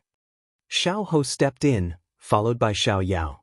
The two of them appeared in front of everyone in an elegant manner. "Greetings, Master Su Jian." The two of them bowed in greeting. Su Jian stood up. "Greetings, Your Highnesses." After Xiao Ho's explanation, Chu Qingyan finally understood. As expected, pregnancy made one dumb for 3 years. "Su Jian, thank you so much." Chu Qingyan was very touched. Su Jian smiled generously. "It's nothing. Don't mention it." Since Su Jian was already here, Xiao Ho saved himself the trouble of looking for him. He directly said to everyone, "Leave this matter to me." In less than 2 days, the news that Master Su Jian had appeared in the palace to pray for the new emperor's unborn child spread like wildfire. In an instant, it swept through the entire capital and even the surrounding towns. Didn't the new emperor not have a concubine yet? Where did the child come from? You're so ignorant. Don't you know that His Majesty already had a fiancée when he was still Lord? Who was it? The Chu clan's 5th miss. Ah, isn't that the demon who was possessed by the rumors 2 days ago? What nonsense are you spouting? What kind of person was Master Su Jian? Could he just casually pray for others? It must be that Miss Chu's benevolence that made Master Su pray for her child. That's true. If she really was a demon, Master Su would have already subdued her. Right. Hey, do you think Miss Chu's child will be a dragon or phoenix? I'm guessing it'll be a dragon. That's the first one. It'll definitely be a dragon. No, I've seen Miss Chu before. She's a peerless beauty. I think she should give birth to a phoenix, a little princess as beautiful as Miss Chu. No, I bet on a prince. No, I bet on a princess. Thus, just as the demon storm was about to dissipate, another storm was stirred up. That was to determine whether Chu Qingyan's child would be a boy or a girl. At one point, there were even people who quarreled endlessly over this and even fought over it. Thus, The people set up gambling houses to bet on whether the Sichuan dynasty would welcome a prince or a princess this time. As for whether it was a demon or a calamity, no one cared anymore. When Consort Yu found out about this, she hurriedly ordered people to start spreading rumors again. Unfortunately, this was like throwing a stone into the sea. It didn't cause any waves. She was so angry that she almost shattered her teeth from clenching them. No matter, she still had a backup plan.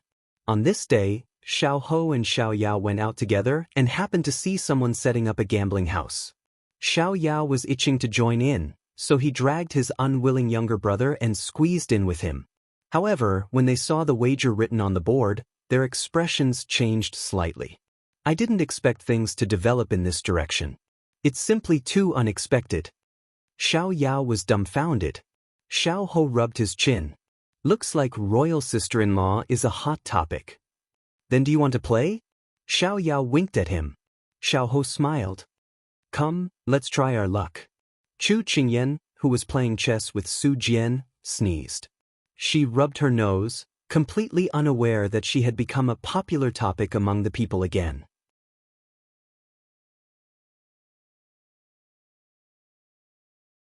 Chapter 1505. Seeing her sneeze, Su Jian asked with concern, "Did the wind blow you?" Chu Qingyan waved her hand and said nonchalantly, "It's fine. I'm not as weak as you think. It's your turn to move." Su Jian sized her up and saw that her complexion was rosy and healthy. Only then did he relax and place a piece on the board. She had been resting for the past 2 days and hadn't been able to see him much. Today, she had invited him over to catch up. Chu Qingyan thought about her next move as she called out, "These are some pastries that I specially ordered the Imperial Kitchen to prepare for you. Try them." Su Jian readily picked up a piece. The light green pastry sparkled under the sunlight and was very appetizing. He smiled and said, "Qing, you're so considerate." Chu Qingyan rested her chin on one hand and chuckled. "Don't be so polite. You already said that I'm your close friend. Of course I have to be considerate when entertaining a close friend. Besides, I didn't do it. I was just moving my lips. Also, you've helped me a lot this time. Adding up the new and old favors, I feel like I can't repay you enough." Su Jian thought to himself, "Then don't repay me. If you owe me, at least you'll have something to remember. There's no need to be so calculative between friends," he replied with a faint smile. Suddenly, the delicate girl in front of him stared at him without blinking. He was used to being looked at by thousands of people, but now he felt a little uncomfortable. He coughed and avoided her gaze. He pretended to be calm and asked, "What are you looking at?" Chu Qingyan didn't notice his actions. She sighed exaggeratedly and said, "Su Jian, I actually feel that it's a pity. Someone like you who has outstanding looks, temperament, and character shouldn't stay in Buddhism and let the mountain gates seal away your elegance. Do you know? With your looks, people will throw flowers at you on the streets. As long as you're a disciple of the secular world, you'll have fans ranging from little children to old women. There won't be too many of them." Su Jian was amused by her exaggerated words. Her face was like a painting in front of him. He had never paid much attention to appearances, but at this moment, when he looked into her bright black eyes, it was as if he could see flowers blooming like a piece of brocade. He saw the blue sea and the blue sky, boundless and endless. He knew that he was possessed. He reined in his emotions and put his palms together. Appearance is only an illusion created by the soul. It can't withstand the grinding of time. Only with a steady heart can one not be affected by the changes of time. If one is too attached to external factors, it won't be easy for one's mind to be stable, because it will be easy to be tempted. It will be even easier to be tempted by the secular world. Wait, wait, wait. She raised her hands in surrender. "I give up. I won't talk about this topic with you anymore. Otherwise, you'll always be thinking about Tang Seng." A curious baby came online. "Who is Tang Sanzeng?" Chu Qingyan grunted. All right, she had dug a hole for herself and jumped into it. She wanted to say a few words to fool him, but when she looked up, she saw that his eyes were sparkling. He was looking at her with a very sincere curiosity. She couldn't stand such a pure gaze. She could only bite into her pastry while telling him the story of a senior monk who brought 3 disciples and a horse to the Western paradise in search of Buddhist scriptures. Time passed little by little. Su Jian looked at the beautiful girl in front of him who was dancing with joy as she spoke. His eyes softened like a pool of lake water. Bits and pieces of the past appeared in front of him. When we first met, I advised you to enter Buddhism, and you advised me to enter the secular world. Now, I have unknowingly entered the secular world. I wanted to help you become a Buddha, but I didn't expect you to help me become a human. Master said that I should face this tribulation in this life. I tried my best to guard against it, but I couldn't resist fate. Forget it, that's it. From now on, I will atone for my sins to Buddha. Time passed in the blink of an eye. Xiao Ho appeared in the courtyard. When he saw the two of them playing chess, he stood to the side and didn't disturb them. When Chu Qingyan saw that Xiao Ho had arrived, she sighed and said, "Looks like we won't be able to beat the white bone demon 3 times. It doesn't matter. There will be plenty of time in the future." Su Jian put the chess piece in his hand back into the box and shook his head with a smile. "I lost." Chu Qingyan was interrupted and instantly forgot to sigh. She was overjoyed. "My chess skills have improved again. Not only did I win against the big ice cube, but I also won against you. Looks like I'm going to be invincible in the world." Xiao Ho looked at the chess game and shook his head inwardly. It was obvious that Su Jian had let her win. However, if his eldest brother had let her win because he doted on her, then why did this great master do it? Just as Xiao Ho was puzzled, Su Jian had already stood up and walked toward him. "Isn't it time? Then let's go." In order to clear Imperial sister-in-law's name, a lecture on scriptures was arranged for the civil and military officials free of charge. When the officials heard that Su Jian was holding the fort, they were so happy that they wanted to burn incense to their ancestors. Although Su Jian was famous, he often wandered around and rarely lectured in a fixed place. Moreover, this lecture was full, so it was difficult to get a single lecture. The officials were so excited. Xiao Ho bowed and extended his hand. "Great master, this way please." Behind him, Chu Qingyan waved with a smile. "I wish you success in your brainwashing." Su Jian curled his lips and slowly walked away. Walking on the road, they passed by the imperial garden. An eminent monk and a handsome lord. Against the backdrop of hundreds of flowers, they were as beautiful as a painting. It's all thanks to great master's help this time. Otherwise, we wouldn't have been so kind. As the emperor, his elder brother wasn't good with words. As his younger brother, he could only do it for him. Su Jian smiled faintly. "You're welcome, Prince." The two were walking beside an orchid. Perhaps it was because the wind was too strong, or because a palace servant had accidentally broken the branch. Xiao Ho was a lover of flowers. He couldn't help but stop and bend down to pick up the branch. He looked at it with pity, then handed it to the palace servant behind him. Only then did he continue walking with Su Jian. "Your Highness is so compassionate towards flowers. It's clear that you're a kind-hearted person," Su Jian said. Xiao Ho smiled faintly. "I grew up in the imperial family and have seen plenty of blood. My hands can't be considered compassionate." Su Jian smiled. "It's not like what Lord said. Since you've let go of your hatred, then everything is a thing of the past. Now that you treat your brothers with sincerity and do your best for the people, the sins of the past are slowly being washed away." Xiao Ho looked at him in surprise. Su Jian looked back at him with compassionate eyes. This person should have already disappeared from the world, but because of a woman's appearance, he managed to avoid death. So, the heavens have the virtue of cherishing life. Since you've already turned back and forgiven your sins, then what you've lost will return. As long as your heart is benevolent, everything will not be too late. After Su Jian said this, he put his palms together and chanted, "Amitabha, Amitabha, Amitabha, Amitabha, Amitabha." Xiao Ho stared blankly as the monk's robe brushed past the door before disappearing behind it. What was lost would return. As long as one's heart was kind, there was still time.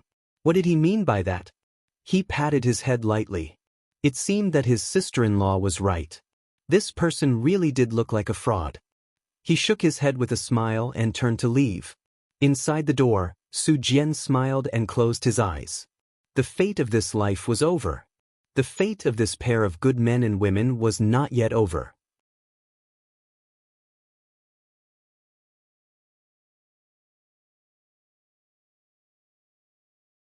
Mother, is father still the same? Chu Machen's mother sighed and sat down by the bed. She wiped Chu Machen's face with a handkerchief and said slowly, "He's been like this ever since he came back. He's been sleeping like this ever since your father was sent back." She was referring to the battle 16 years ago where the entire army was annihilated. Chu Qingyan turned to look at Ethereal. Ethereal understood and walked up to Chu Machen's mother. "Old madam, I'll take old master's pulse again." Chu Machen's mother stepped aside. Ethereal sat down and focused on taking Chu Machen's pulse. After a while, he stood up and said to the two of them, "Old master's physical condition is still fine.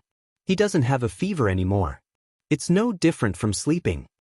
You still can't find out why he's still not waking up?" Chu Qingyan frowned worriedly. Ethereal shook his head awkwardly.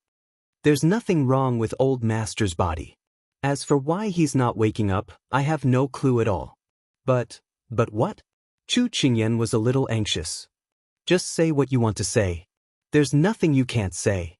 Ethereal nodded and told her his conjecture for the past 2 days. When old master recalled his memories, he had a high fever. He's having a fever again this time. I think it might be related to what happened last time. After Ethereal's reminder, she also remembered. "Is this good or bad?" Ethereal shook his head. "I can't say for sure. I've checked the medical records. It's possible that his brain was stimulated and he fell into a coma again.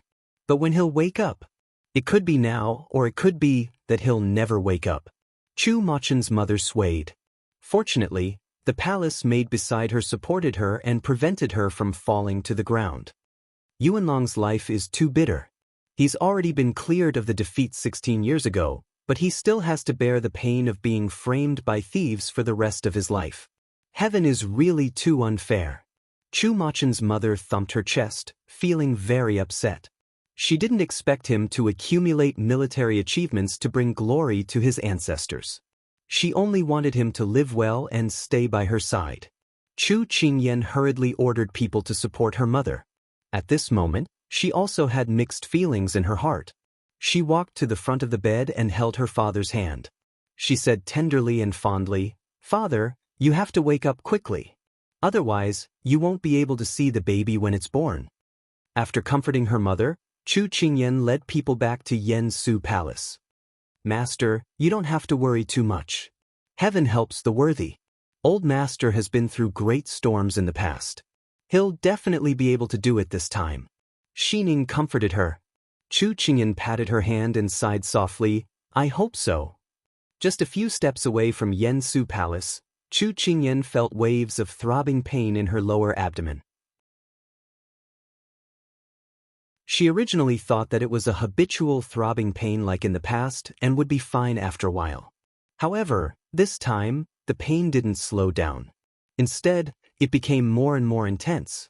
Chu Qingyan took a deep breath and then grabbed Xining's hand. She looked calmly at Ethereal, who was walking beside her, and said, "I'm afraid that I'm going to give birth." When these words were said, everyone trembled. Especially Ethereal. When she heard her little princess consort's calm tone as if she was going to eat a melon, she almost exploded. "Hurry, hurry, help your master into the hall. Someone come and prepare hot water. Hurry, call the midwife." The originally quiet palace immediately became lively and anxious. In the past few days, the palace had undergone a great purge. As expected, many spies were swept out. For a moment, the palace was heavily guarded. Even a fly couldn't fly in. But even so, Xiao Su still felt a little uneasy in his heart. It seemed that the purge this time was too smooth, so he kept feeling that something was wrong.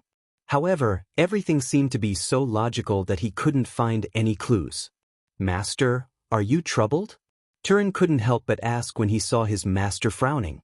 Xiao Su was silent for a moment before saying, "Recently, the palace needs to be patrolled more. It's best to send more people near Yansu Palace. Take out a group of elites and take turns guarding 24 hours a day." Turin had just nodded in response when there were hurried footsteps outside. Turin wanted to go out and take a look to scold who was so unruly, but the people outside didn't stop that person and just let him in.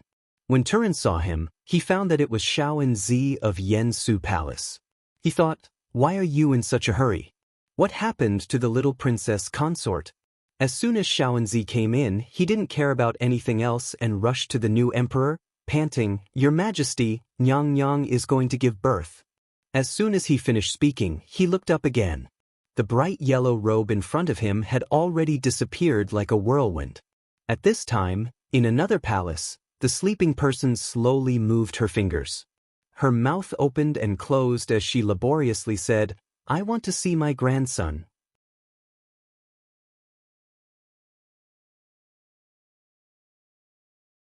Chapter 1507. When Xiao Su arrived, the inner hall was already locked tight and could not be entered. Jean Xian was responsible for guarding the outside. When he saw Xiao Su, he immediately went forward and said, "Your Majesty, before Mistress went in, she told you to wait outside at ease and not be impulsive. Because giving birth in ancient times was too unlucky, husbands were usually not allowed to enter. But Chu Qingyan came from the modern era and did not have such thoughts. She just felt that giving birth was the ugliest. She did not want him to see her screaming herself hoarse. That would be a shadow for the rest of her life." Not just Jean Xin, a group of people were guarding outside, afraid that this new emperor would rush in because he doted on his little Wang Fei too much. No matter how worried Xiao Su was now, he would not be so muddle-headed as to rush into the delivery room. It was not that he cared about whether it was unlucky or not, but he knew that his presence was too strong and he was afraid of scaring the midwives. He could not accept any mishap happening to his wife and child. Xiao Ho and Xiao Yao had been in the palace. When they received the news, they immediately rushed over. The two had never experienced this kind of situation before. It was the first time a young lady had been on a sedan. It was not right to be anxious with their imperial brother. So Xiao Yao, this hedonist, immediately gave orders to the gong beside him. Soon, a table, chairs, tea, and snacks were placed in the hall. Xiao Yao immediately called for the two brothers to sit and rest. Come. We can't do anything outside. Why don't we talk about the interesting things that have happened recently? Xiao Ho did not think that he would not forget to have fun at this time and was convinced. But thinking about it from another angle, he was also trying to divert his imperial brother's attention. But who knew that Xiao Su waved his hand, "You guys chat." He dismissed him. Xiao Yao almost choked and could not speak. He pointed at Xiao Su and said to Xiao Ho, "But this is the first time I've seen imperial brothers so uneasy. So rare." Xiao Ho laughed softly. "If it was your wife inside, you would not be sitting here drinking tea with a clear conscience." Finishing, his heart skipped a beat because the scene in his dream that night unconsciously appeared in his mind. The little rascal suddenly opened her eyes and said with tears, she was about to give birth. Even though she had not entered his dream since then, but that scene, every time he closed his eyes, he would remember it. Xiao Ho unconsciously tightened his grip on the cup. If Xiao Yao's reminder, the teacup would have been destroyed in his hands. "All of you look so dejected." Xiao Yao shook his head. "Forget it, I'll drink it myself." "Grandfather, why are you always appearing?" Hearing Xiao Yao sobbing, Xiao Ho turned around and saw a retired emperor who was still drinking tea. Then he looked at his frightened Yi and couldn't help smiling as he stood up and bowed, "Greetings to imperial grandfather." At a time like this, there's no need for these empty formalities. The retired emperor waved his hand and looked deeply at this third imperial grandson. In the past, he always felt that this third grandson was strange and gloomy, but now that he had been reborn, the retired emperor was very satisfied. He looked at him affectionately and patted Xiao Yao's head. "Who told you to drink so happily that you didn't even know that I was here?" Xiao Yao felt very wronged. Ever since he was young, his grandfather loved to bully him the most. The retired emperor didn't pay any attention to his grandson who only knew how to play dumb. He looked at his eldest grandson who was standing restlessly as if he was looking at a rare treasure. Then he raised his hand and pointed at the ice dregs. He said to the two beside him, "Look, this big ice dregs is also emitting heat. It's human." Xiao Yao was still squatting in the corner and drawing circles. Xiao Ho nodded noncommittally. "It's indeed changed a lot. It's all thanks to royal sister-in-law." The retired emperor stroked his beard and said, "Indeed, so Qingyan and her son will definitely be safe." Although he didn't understand how his grandfather's irrelevant words connected, Xiao Ho thought that the mother and child would definitely be safe. Xiao Su paced back and forth, his gaze never leaving the inner hall. He opened his ears and constantly captured the sounds inside, hoping to hear something. But at this time, basin after basin of bloody water was carried out. Xiao Su's body trembled as he stared at the bloody water. The palace maids holding the basins were so scared that their legs almost went soft. Xiao Yao saw the bloody water and sucked in a breath. "Oh my God, this baby was scared to death." Xiao Ho looked inside the door with some worry. At this time, Xiao Su already couldn't hold back and wanted to rush in. What reason? What waiting? Damn it all to hell. The retired emperor immediately had Xiao Ho and Xiao Yao stop him. The two of them spent a lot of effort to keep him outside. At this time, the retired emperor walked in front of Xiao Su and said resentfully, "You silly boy, you haven't seen the world yet. Giving birth is like this. You will get used to it after giving birth to a few more. Now you know your mother's pain. So in the future, you must know how to be filial to your mother." These words made them fall silent. One mother had already died of old age and no longer had any contact with them. One mother had entered Buddhism and was preparing to concentrate on cultivation. One mother had already been separated by heaven and man and would never see each other again. The retired emperor also thought of this and sighed. He patted each of them on the shoulder. "This is the sorrow of being born in the imperial family. You guys, don't let the next generation follow in your footsteps. Take it easy." Xiao Ho and Xiao Yao nodded as they were taught.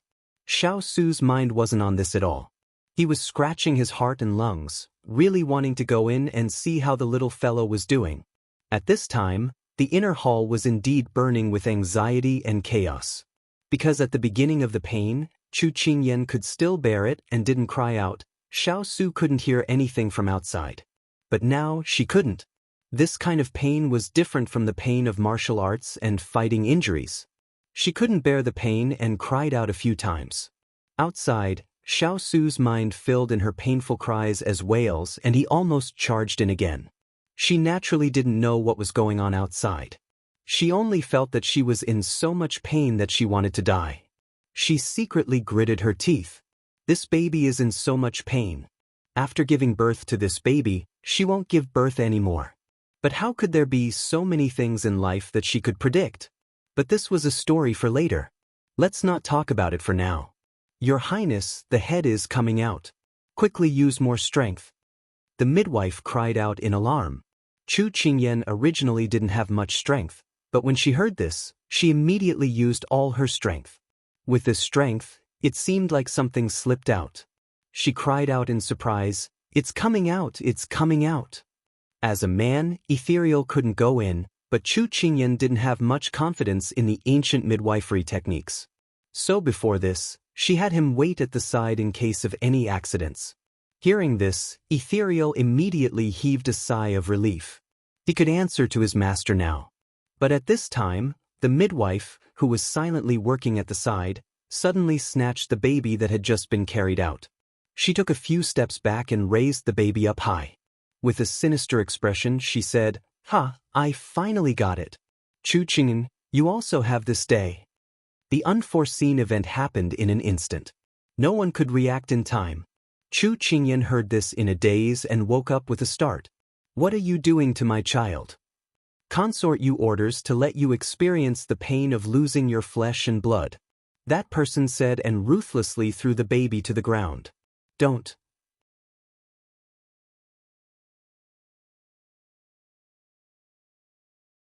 Chapter 1508. The child, who hadn't been cleaned, had his eyes tightly shut.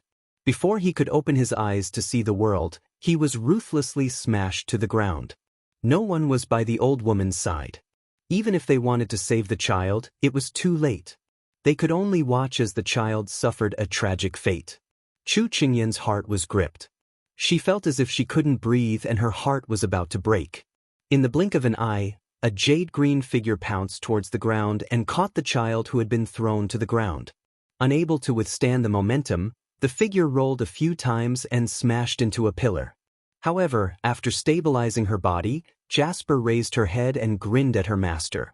The little master is fine. This subordinate has protected him. Jasper rarely smiled, but this smile was like sunlight shining into everyone's hearts. They couldn't help but smile with her. Jasper was originally a member of the Howling Cavalry. Later, she was transferred to her master's side as an attendant. She could usually serve tea and water, but she didn't know anything about midwifery. Thus, she could only guard in the corner of the hall like a shadow. The old woman had been paying attention to everyone and didn't notice Jasper, who was like a ghost. Thus, by a freak combination of factors, she retreated to her side, allowing Jasper to seize the opportunity to act. As she spoke, a trace of blood overflowed from the corner of her mouth. However, she didn't care. She wiped it away and stood up. Only then did Chu Qingyan completely relax her body. She had been so shocked, and she had used up all her energy to give birth. The moment she heaved a sigh of relief, she fainted. "Master!" Little princess consort. After hearing the little fellow's mournful cries, Xiao pushed away his two brothers with a single palm strike and quickly entered the inner hall. At this time, as luck would have it, he pushed open the door and heard them shouting for the little fellow. He staggered and almost tripped over the door's sill and fell down. He didn't care about his status or elegance. His entire person seemed to have lost his soul as he directly threw himself at the person with pale cheeks on the floor. His trembling hands caressed her face. "Ayin, don't scare me. Wake up. You can't abandon me. Let's not have any more children. I just want you to wake up." Xining raised her hand weakly. "Your Majesty, Master just fainted from exhaustion and will wake up later. If you don't want the little prince like this, he will be sad in the future." Xiao's mind was still on the woman he loved on the couch. He didn't react until Xining finished speaking. He stared at Xining. "You said Ayin just fainted and her life isn't in danger?" Xining couldn't help but shudder when she was stared at by his dark eyes. It was as if she dared to say that her master wouldn't wake up, she would be killed by his gaze. She hurriedly nodded. Yes, there's no danger. Don't worry." Before Xiao could react, something soft was suddenly stuffed into his arms. He lowered his head and saw a wrinkled baby biting its little finger, sleeping soundly. His first reaction was, "So ugly." Everyone. This was probably the first child since the founding of the Sichuan Empire that his imperial father didn't want him as soon as he was born. It was also the first child that his imperial father disliked for being ugly as soon as he was born. At this moment, the baby's heart was crumbling. This baby wants mommy, not daddy. After experiencing the two great joys and sorrows of life, Xiao seemed to have lost all his strength. He sat on the couch and raised his hand to stroke his wife tenderly. He then looked down at his son who was sucking his finger. He suddenly felt that there was no moment more perfect than this. At this moment, Ethereal saw that her master's emotions had calmed down and began to report what had just happened. That old woman was also a martial artist. She originally thought that she would be able to complete her task, but who knew that someone would come out of the blue? When Ethereal saw that she had been rescued, she immediately subdued the old woman and threw her to the palace servants. Only then did she dare to go forward to report to her master. As soon as she finished speaking, the atmosphere in the room suddenly became a few degrees colder. Everyone rubbed their arms, feeling as if they were about to freeze to death. Xiao handed the child to Xining, then stood up and slowly walked towards the old woman. Step by step, it was as if he was stepping on a glacier. Even the old woman, who had a fearless expression just now, couldn't help but want to retreat, but she was caught and couldn't move. "You were sent by Fu Yue?" His tone was cold and his gaze was as cold as ink, as if the person in front of him was already a dead person. "So what if I am? Don't think that you can sit back and relax just because you're sitting in this position now. Master said that you will pay for. Before she could finish speaking, the old woman flew out like a kite with a broken string and landed heavily on the ground. No one saw Xiao Su make a move, but the old woman was sent flying. It was obvious that this person's martial arts skills were superb. You're overestimating yourself. At this time, Ethereal seemed to have discovered something. He quickly walked over and reached out to touch the old woman's face. Soon, he tore off a human skin mask. Ethereal was shocked. He didn't expect this person to be able to wander around under his nose for several months without being discovered. He turned around and knelt down in front of the person behind him. Think carefully about how you're going to explain this to me. Xiao Su threw down these words, then flung his sleeves and walked back. Ethereal prostrated himself on the ground, unable to say a word. Because of his negligence, the little prince had almost been. The people outside had been waiting impatiently for a long time, but these people were all shrewd people. They had already smelled something unusual in the air. At this time, no matter how worried and nervous they were, they could only firmly suppress it. At this time, a child wrapped in bright yellow swaddling clothes appeared in front of everyone. "Io, this is this emperor's good great-grandson." Good. The emperor emeritus took the child. After knowing that it was a boy, he couldn't stop smiling. Although it was a bit regretful that it wasn't a girl, it was already very good that both mother and child were safe. "Ah, so wrinkled like a monkey." Xiao Yao, who had just squeezed over to take a look and spoke the truth, was rudely knocked on the head by his imperial grandfather.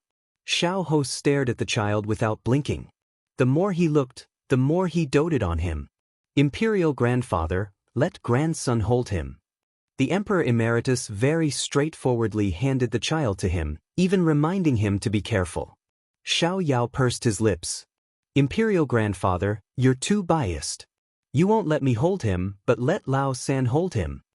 The emperor emeritus glanced at him unhappily, as if to say, "Look at how clumsy you are." "All right." Third prince went to squat in the corner and draw circles again. The emperor emeritus laughed mischievously. He turned to look at Xiao Ho's fondness and stroked his beard. "If you like it, then give birth to one yourself." Xiao Ho only smiled when he heard this. The emperor emeritus naturally knew about the incident between him and Pang Zhijing. He thought that this was a child with a hard life, so he didn't say anything else. Instead, he turned to Pat Hualing, who was nervously looking at the little prince. "Don't look, we won't touch your little master." "That's right, where is your master?" "He's with the little princess consort." Hualing laughed mischievously as he replied, "Master said, you can play with the child as you wish. It's fine as long as you don't disturb him." The emperor emeritus rolled his eyes. He didn't even want a newborn son. As expected, he was someone who didn't want anything when he had a wife.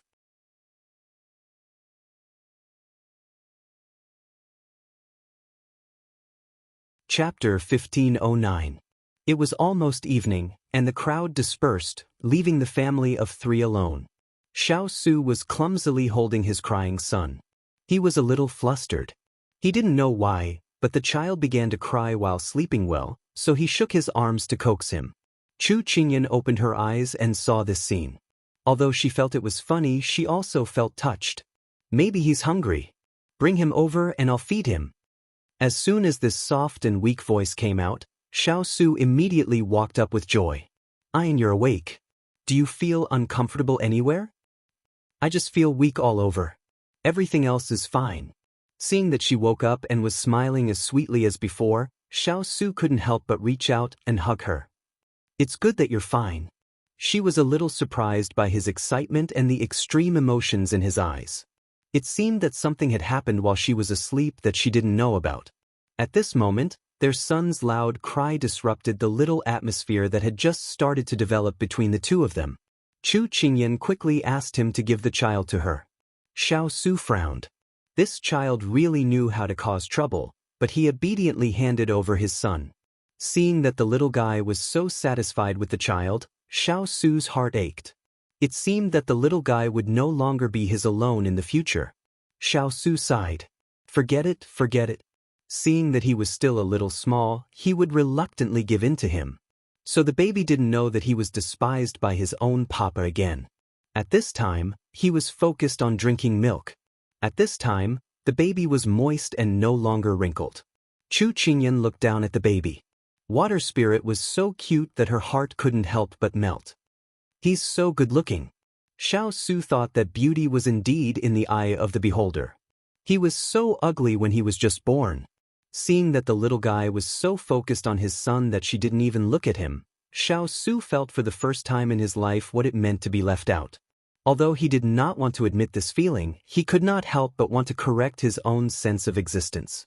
He cleared his throat and said, "The old woman who wanted to hurt you and your child has confessed."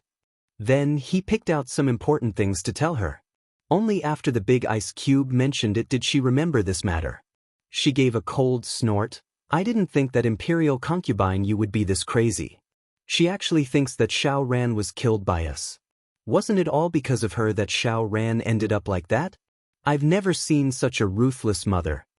Perhaps it was because she was already a mother, but Chu Qingyan hated Consort Yu even more. The child in her arms was small, soft and so cute.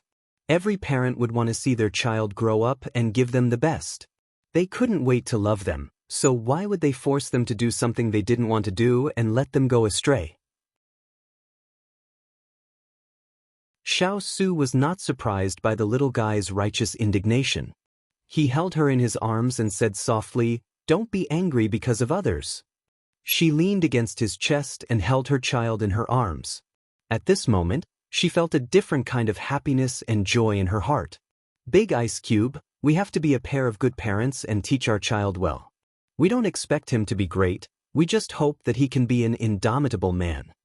Hearing the person in his arms softly describe the future, Xiao Su felt that his heart was more complete.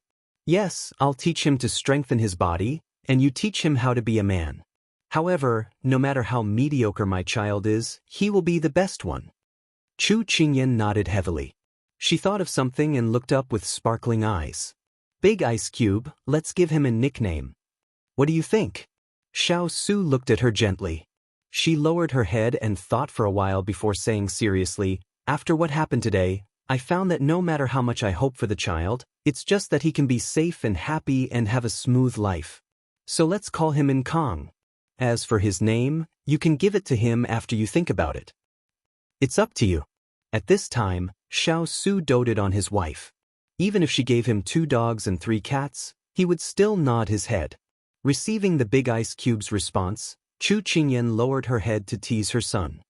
"Nkong, I'll call you Nkong from now on. I only hope that you will be safe and healthy." After feeding the child, Chu Qingyan hugged Nkong and coaxed him, letting him sleep peacefully in her arms. At this time, Hualing stumbled in. Xiao Su wanted to scold him for being so rash, but Hualing's words stunned the two of them. "Master, little princess consort, the old man has woken up." This was great news. Chu Qingyan was so excited that she almost died. She had just given birth and was about to get out of bed to take a look, but Xiao Su held her back. She only stopped when he looked at her disapprovingly. She suppressed her emotions and grabbed the Big Ice Cube's hand. She said with tears in her eyes, "Big Ice Cube, did you hear that? My father is awake, he's awake. The heavens really did not mistreat any good person. I heard it. Father-in-law is awake, so you should be relieved." But Hualing muttered in his heart, "I can't be relieved. If you see the old man's current state, I'm afraid." At this time, the sound of bustling footsteps came from afar, and there seemed to be a voice shouting. Chu Qingyan listened carefully. The voice was very familiar, and she immediately became excited. "Big Ice Cube, it seems like father is here." Xiao Su also heard the voice.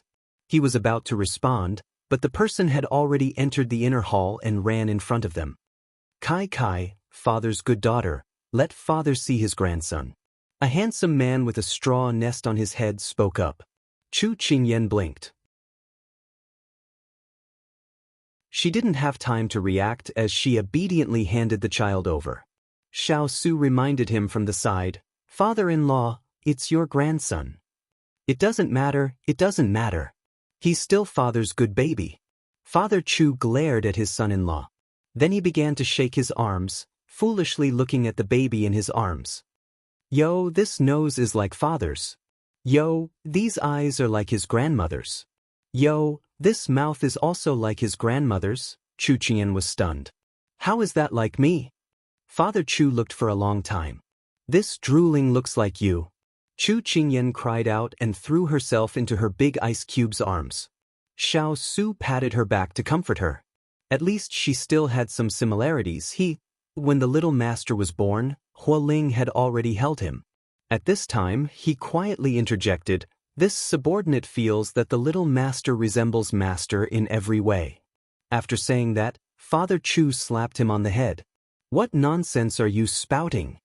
Thus, the reunion that was supposed to be a tearful reunion turned into a scene that didn't know whether to laugh or cry.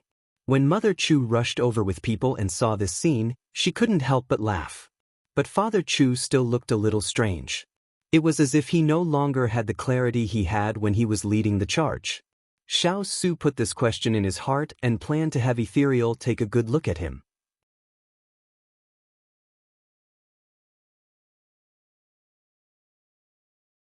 Chapter 15:10.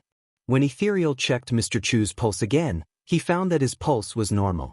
However, he could not understand why he had returned to his previous state. Chu Qingyan looked at her father worriedly. "Father, do you still remember what happened on the battlefield?" "I remember. But why does father feel like it was all a dream?" "In my dream, father was so impressive. He led so many people into battle and defeated the enemy." "Ha, so impressive." As he spoke, Mr. Chu threw his head back and roared with laughter, as if he had said something incredible. A dream? Had all those proud achievements on the battlefield become nothing but a dream to her father? After Mr. Chu finished speaking, he saw that everyone was looking at him in silence. He scratched the back of his head and said impatiently, "Is there anything else? If not, I'm going to see my grandson." After he finished speaking, he skipped off to look for his grandson without waiting for anyone's response. Xiao Su held his wife's hand tightly. When she turned around, he gave her a reassuring look. Chu Qingyan relaxed and no longer felt so tense. She then asked Ethereal, "Can't you tell what the reason is?" Ethereal frowned and thought for a moment. "This subordinate has a bold guess, but I don't know if it's valid." Xiao Su bluntly asked him to continue. Kong Ling nodded. "It's like this. Previously, the old man recalled everything because of a high fever. Now, because of the fever, he treats everything that happened after the fever as a dream. This subordinate thinks that the fever is inseparable from the fever. This subordinate reckons that the old man was stimulated by something that triggered the fever. This subordinate boldly speculates that the old man was worried about the safety of Master and the little princess, which triggered his original memories. When the dust settled and he no longer needed help, he returned to his original naive self. The above are all this subordinate's conjectures. Although Ethereal's explanation was a little far-fetched, it was the only explanation that could explain the past so far. Just as everyone was shocked by Ethereal's words, Chu Qingyan recalled that she had heard of such a situation in modern times. Some people would forget a lot of things because of a fall or trauma, resulting in two personalities. The former personality would fall into a deep sleep, but the person would live in a completely different form from the past. However, one day, something would happen and the dormant personality would be awakened. After the problem was solved, the dormant personality would fall into a deep sleep again, and the completely different personality would continue to live. Therefore, she thought that perhaps father was in such a situation. At this time, there were still matters to attend to in the imperial court, so Xiao Su was called away by Xiao Ho. Many people in the hall, leaving only the family. Chu Qingyan collected her thoughts and looked at her mother, who had been staring at her father. While everyone else was still in shock, she noticed that her mother had been very calm. She was a little worried and couldn't help but ask, "What's going on?" "Mother, what do you think about father's current situation?" Mrs. Chu's attention was drawn back by her daughter. She turned her head and smiled. "What else can I think? As long as your father is alive, it's fine." Chu Qingyan was a little distressed. "Do you feel regretful? You won't be able to see father's lucid face again?" Father had fallen into a coma not long after he came back from a fever. Mother didn't even say a few words to him. Chu Machen's mother came over and sat down beside her bed. She reached out and held her hand with a calm smile on her face. She continued, 16 years ago, when your father was carried back from the battlefield covered in blood, I blamed him. It wasn't because outsiders had framed him, but because he couldn't come back alive, causing his wife and daughter to worry about him. However, during this period he had a high fever and didn't wake up. I started to feel scared, afraid that he wouldn't make it. At that time, I thought that as long as he was safe, even if he broke his arms and legs, I would take care of him for the rest of my life. Fortunately, in the end, the heavens heard my prayers and he woke up. Although he became like a child, I accepted it. Mother, Kai, as long as he's alive, there's still time. If he's gone, then there's really no way to find him. So as long as your father is alive, no matter what he becomes, I won't leave him. Chu Qingyan's eyes reddened. Perhaps in the eyes of others, her mother was delicate and weak, but such delicate shoulders supported the family during the most difficult times. She withstood the pressure of the world. Even if she was chased out of the Chu family, she gritted her teeth and left the capital with her sick and ignorant husband and newborn daughter to build a new home. Her husband's mind was like that of a child. It was equivalent to raising 2 children, but she had no regrets. She guarded the family, guarded her husband, and guarded her children. Her heart was the same as before. Water was soft, but it was also strong. As a mother, she was strong. As a wife, she was strong. Therefore, her mother was an admirable and strong woman. Chu Qingyan opened her arms and hugged her. Mother, you're the greatest mother, and also the greatest wife. Faint traces of tears appeared in Mrs. Chu's eyes. When that came back, he was just like when she first met him 10 or 20 years ago. He didn't have any dementia. She knew at a glance that he was back. He walked in front of her and hugged her with tears in his eyes. Dan Yang, you've suffered for the past 10 years. I'm sorry. She shook her head and cried. No, it's all worth it. For you, it's all worth it. But I may not be able to stay for long. Where are you going? Dan Yang, while there's still time, I have something to say to you. If there's a next life, let's be husband and wife again.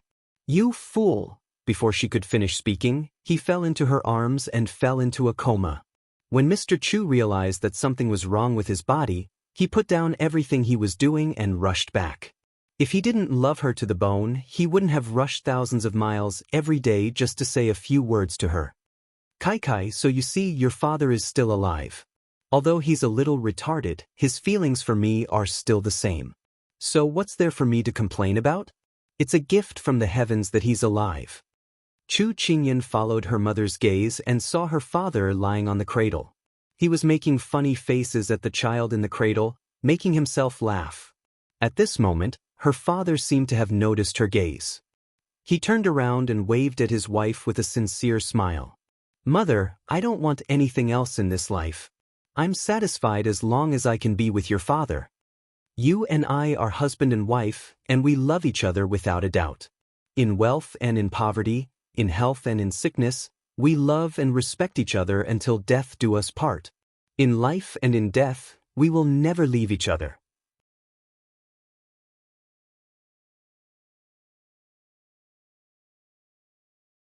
Chapter 1511. The new emperor's ascension to the throne brought peace to the 4 seas. Another prince was born, and the entire nation celebrated. After the chaos of war, Sichuan ushered in peaceful days.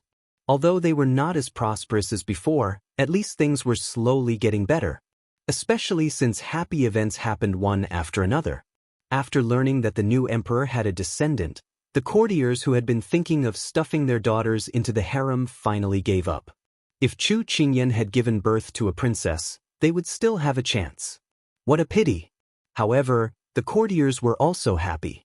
After all, the new emperor had given birth to a son, which was a good sign. With Master Su Jian in charge, everyone felt that good days were coming for Sichuan. Just as everyone was cheering and celebrating, some people were feeling depressed. At this moment, Xiao Su was staring intently at the little child who was yawning and leaning on his wife's body. He felt very uncomfortable. He had been sitting here for 2 hours and the time it took to brew a cup of tea.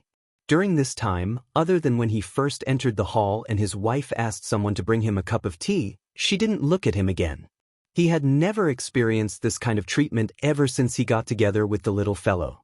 He had always had a strong presence, but now he was sitting on the bench. He coughed softly. No one paid him any attention. He coughed softly again.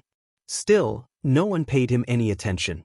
At this moment his wife was happily chatting with his mother-in-law. "Mother, look, Kong Kong is so cute. He's eating with his little hands. Wow, Kong Kong is smiling at me. Kong Kong's eyes are so bright."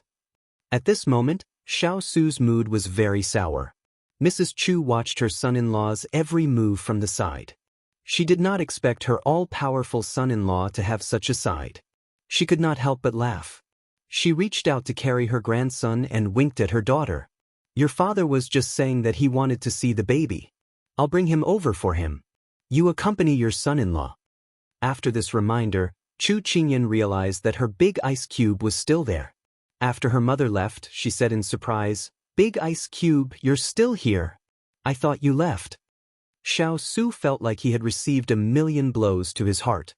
He glanced at her coldly, then picked up his teacup and ignored her. Chu Qingyan was a little stunned by his gaze. Could it be that he was throwing a tantrum? It shouldn't be like this. However, it was obvious that he was at odds with her. Chu Qingyan was both surprised and curious. She rolled her eyes and had a flash of inspiration. "All right, since you're ignoring me, I'll go over if you don't want to come over." She pretended to lift the quilt and was about to get out of bed, but a slender and powerful arm had already stopped her movement. She was secretly delighted. Sure enough, it was still like this. "You're still in confinement. You can't be exposed to the wind." As soon as Xiao Su finished speaking, he felt his cheeks heat up. He lowered his head just in time to see her shrink back. She was smiling brightly at him, and her face was still warm and wet. "I'll make it up to you. I neglected you just now." Chu Qingyan stuck her tongue out at him. The steadiness and affection she had used to coax the child was gone, and in its place was cuteness and tenderness. Xiao Su's throat tightened, and he said hoarsely, "You want to dismiss me like this? Don't you think it's too casual?" She knew that she was in the wrong, so she said with an unnatural expression, "Then what do you want?" Xiao Su whispered a few words in her ear, and her face instantly turned as red as an apple. Just as she was about to scold him for being a hooligan, he had already seized the opportunity and grabbed her slightly opened lips. Deep and teasing. There were layers of gauze, and she could only vaguely see the two figures entwined with each other. Because she had just given birth, Xiao Su only dared to touch her lightly. Otherwise, he would be the one burning. After they separated, she leaned against his chest and closed her eyes to catch her breath. Suddenly, she heard him say in her ear, "There's no next time." Just as she was about to ask what next time, her brain reacted. She opened her eyes and smiled. "But, are you jealous?" Xiao Su lowered his head and saw the teasing in her eyes. He snorted softly. Not to that extent. Not to the extent of being jealous of his own son. Chu Qingyan raised her hand and poked his chest. "Tisk, you're making people suspicious. But, Big Ice Cube, that's your son. So what if he's my son? Even a son can't snatch a woman from his father." "I know." Xiao Su looked away and replied uncomfortably. At this moment, Chu Qingyan seemed to have thought of something and retracted her hand. Her gaze was serious and suspicious. "Big Ice Cube, tell me honestly, do you not like your son?" Xiao Su was stunned. Seeing him like this, she was even more certain of her guess. Seeing him push her away, she sneered. "I knew it. Ever since Kong Kong was born, you haven't hugged him much. I felt that something was wrong. Now I can see what you're thinking. You don't like your son at all." The in his arms disappeared immediately. Xiao Su felt that he hadn't hugged enough, but the most important thing right now was to resolve his wife's misunderstanding. He sighed. "How can I not like my own son? It's just that ever since he was born, there have been so many people fighting to hold him. How could it be my turn? Moreover, the court is busy. When I went to court, Kong Kong was still asleep. When I came back, Kong Kong was already asleep. Today, it was only because he had accumulated all his official work last night that he had the time to accompany the mother and daughter. Upon hearing Big Ice Cube's explanation, Chu Qingyan suddenly snapped out of her daze. It was true.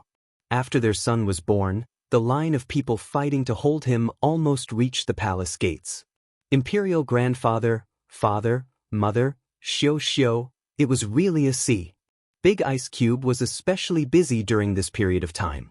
Every time she saw him, he looked tired. She felt that she had really neglected him recently. She hugged him again with guilt. I shouldn't have said that. It's been hard on you during this period of time. Xiao Su gently pinched her face. It's not hard. You, on the other hand, have been tired during this period of time. Chu Qingyan snuggled into his arms. I'm in charge of looking beautiful, and you're in charge of earning money to support the family. We have a clear division of labor. You've also been tired. I'll accompany you well today. They quietly accompanied each other. Without saying anything, they could feel each other's fondness and tenderness. Xiao Su stroked her long hair from time to time. The warmth and softness in his arms calmed him down. He lowered his head and wanted to say something, but the person in his arms had already fallen asleep. Her breathing was long, and her sleeping face was quiet and elegant.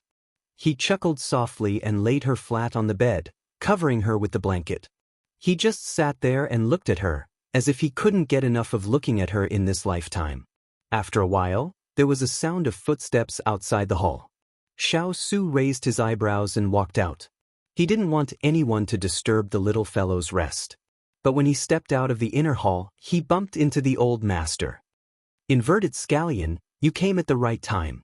I'm going to accompany Dan Yang for a walk. Come and watch for a while. As soon as he finished speaking, a soft little thing was stuffed into his hand. Before Xiao Su could react, the person was already gone. He lowered his head and was caught off guard by a pair of big bright eyes.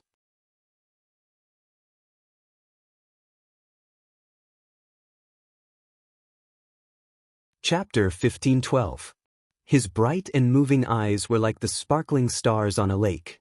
They were like all the beautiful things in the world. With just one look, Xiao Su felt as if he had been conquered by this pair of eyes. Xiao Su held him with both hands, not knowing what position to use. He had held a bow, a sword, and a knife. He had tried the sharpest and hardest weapons in the world, but he had never felt that the thing in his hands was so soft and fragile. It was as if he would be hurt if he used a little force. It was as if it would melt in his mouth and break in his hands. This was the first time he had felt this way. It was very novel and moving, and he couldn't bear to part with it. Just as Xiao Su's body stiffened and he was thinking about what to do with the baby suddenly grinned at him. That sound was like the tinkling of a clear spring, the gentle breeze, and the drizzle. It was comparable to any beautiful sound in the world. Xiao Su's heart melted at his smile. He held him in his arms and walked towards the inner hall. Along the way, the palace servants who came and went were stunned by His Majesty's appearance, as if he was possessed by a warm father. Everyone was doubting themselves. Am I seeing things? Am I seeing things? Although the baby was less than a month old and couldn't speak, he still had a strong sense of familiarity with the person holding him. Yaya, baby language translation online. Papa, Papa. Although Xiao Su didn't understand what the baby was saying, this was the first time he heard the baby talk to him. His heart was filled with excitement, and he felt more accomplished than when he fought with the courtiers. He was thinking, why is my son so good-looking? Why is he so smart? Why is he so lovable? That pink face was soft and smooth. Xiao Su raised his finger and hesitated for a while before he dared to touch it lightly. That soft feeling almost melted his heart. And the baby seemed to like this kind of intimacy very much. He danced with joy. Yaya, baby language translation online. Papa, kiss. Before he could retract his finger, the baby grabbed it and stuffed it into his mouth. Xiao Su was stunned by his actions. Then, looking at his happy expression, Xiao Su couldn't help but laugh. This was his closest blood relative in this world. This feeling was really mysterious. He lowered his head and gently touched the baby's forehead with his forehead. He said lovingly, "You're very good. Imperial Father loves you very much." Chu Qingyan opened her eyes, and this was the scene that greeted her. Her family's big ice cube was playing with the baby in his arms with a small toy in his hand. He had been a strong and determined man all his life. At this moment, he was exuding the light of a loving father. She was dazed and her eyes couldn't help but moisten. Why would she ask Big Ice Cube such a stupid question? It wasn't that Big Ice Cube didn't care about the baby, but he was too introverted and never showed it. Outside the window, the sun was shining brightly. Chu Qingyan glanced sideways slightly. She felt that this spring was really warm, and it warmed her heart. From that day onwards, the little baby seemed to recognize people. As long as he saw his imperial father, no matter who was in his arms, he would open his arms and cry out, "Yaya Yia," as if he was saying, "Papa hug, Papa hug." This shattered countless people's glass hearts. The Emperor Emeritus was heartbroken. "This little brat, I'll give you whatever you want. Why did you betray me in the blink of an eye?" Papa Chu scratched the wall and ground. "My grandson forgot about his grandfather after having a father. Dan Young, baby's heart is bitter." Chu Qingyan's heart was sour. "Didn't you say that your son was your lover in your previous life? Why is your lover fighting with you for a lover in this life?" Hua Ling and the others looked at the sky. Master actually turned into a super invincible stay-at-home dad. This scene was simply too beautiful. They didn't dare to look. And Xiao Su enjoyed this feeling very much. The feeling of being liked and even relied on by his son was really too wonderful. So early in the morning, Xiao Su quietly got up and planted a morning kiss on his wife's forehead. After he finished dressing, he prepared to go to court. However, when he passed by the cradle, he habitually stopped to take a look at the baby. In the past, the baby always hugged the quilt and fell asleep, but today was different. His dark eyes rolled around as if he was waiting for him to appear. He waved his arms and legs, wanting him to carry him. Xiao Su's heart softened and he picked up the baby. He coaxed him and prepared to let him continue sleeping. Unfortunately, the baby seemed to be prepared as he tightly tugged on his sleeve and cried out, "Yaya Yia." Xiao Su was amused by him. "You don't want Imperial Father to leave?" The baby immediately gave him a big smile. Xiao Su laughed and shook his head. He really couldn't do anything about it. So when Xiao Su passed by Xining with Kong Kong in his arms, he threw down a sentence. "This one is taking Kong Kong to court. When your master wakes up, let her know." When Xining reacted, they were already far away. Xining couldn't help sighing. This little master was truly too doted on by His Majesty. When Chu Qingyan woke up and learned of this news, she didn't know whether to laugh or cry. He really was doting on her to the heavens. At this time, the civil and military officials were lined up to respectfully welcome the new emperor into the hall. Xiao Su walked in and everyone knelt down to welcome him. The black imperial robe swept across the ground and the corners of everyone's eyes. The thoughts of the officials were, His Majesty was still so noble and unapproachable. But at this time, a "Yaya Yia" sound rang out. The thoughts of the officials were, this sound was like the wind breaking through the waves. It was crisp and pleasant to the ears, very pleasant to the ears. Wait, where did the sound of a baby come from? When the eunuch shouted, "Rise," the officials finally dared to raise their heads. However, the new emperor's majesty was too great and no one dared to look directly at him. But from this height, they could just see the infant lying in the new emperor's arms. That pair of bright eyes and delicate skin. It was really a cute and lovable child. Wait, this couldn't be the little prince, right? Everyone looked at each other and suddenly felt ecstatic. They didn't expect to see the little prince's true appearance. They were simply too lucky. However, the baby who had already gotten his way didn't know how big of a commotion he had caused. At this time, he was looking around. This chair is so strange. What's that? Round? Why are there so many people below? Grandpa Beard. The officials who were presenting memorials couldn't help but lower their voices, afraid that they would scare the little prince who was attending court for the first time. Also, every time someone spoke, the little prince would look over with his bright and beautiful eyes. So the hall had become like this. Once an official who was presenting a memorial raised a problem, the little prince would look over with his bright eyes, and that official would take the problem on his own. This humble official should solve this problem by himself. There is no need for your majesty to worry. Or when the little prince looked around, the other officials would scramble to stand up. This humble official will take care of this problem. There is no need for your majesty to worry. So during the entire morning court, Xiao Su didn't have a single thing to worry about.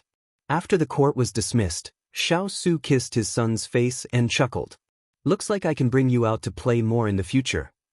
The baby in his arms stretched and prepared to catch up on sleep. He asked, "What is going to court? Can it be eaten?" The baby didn't know anything.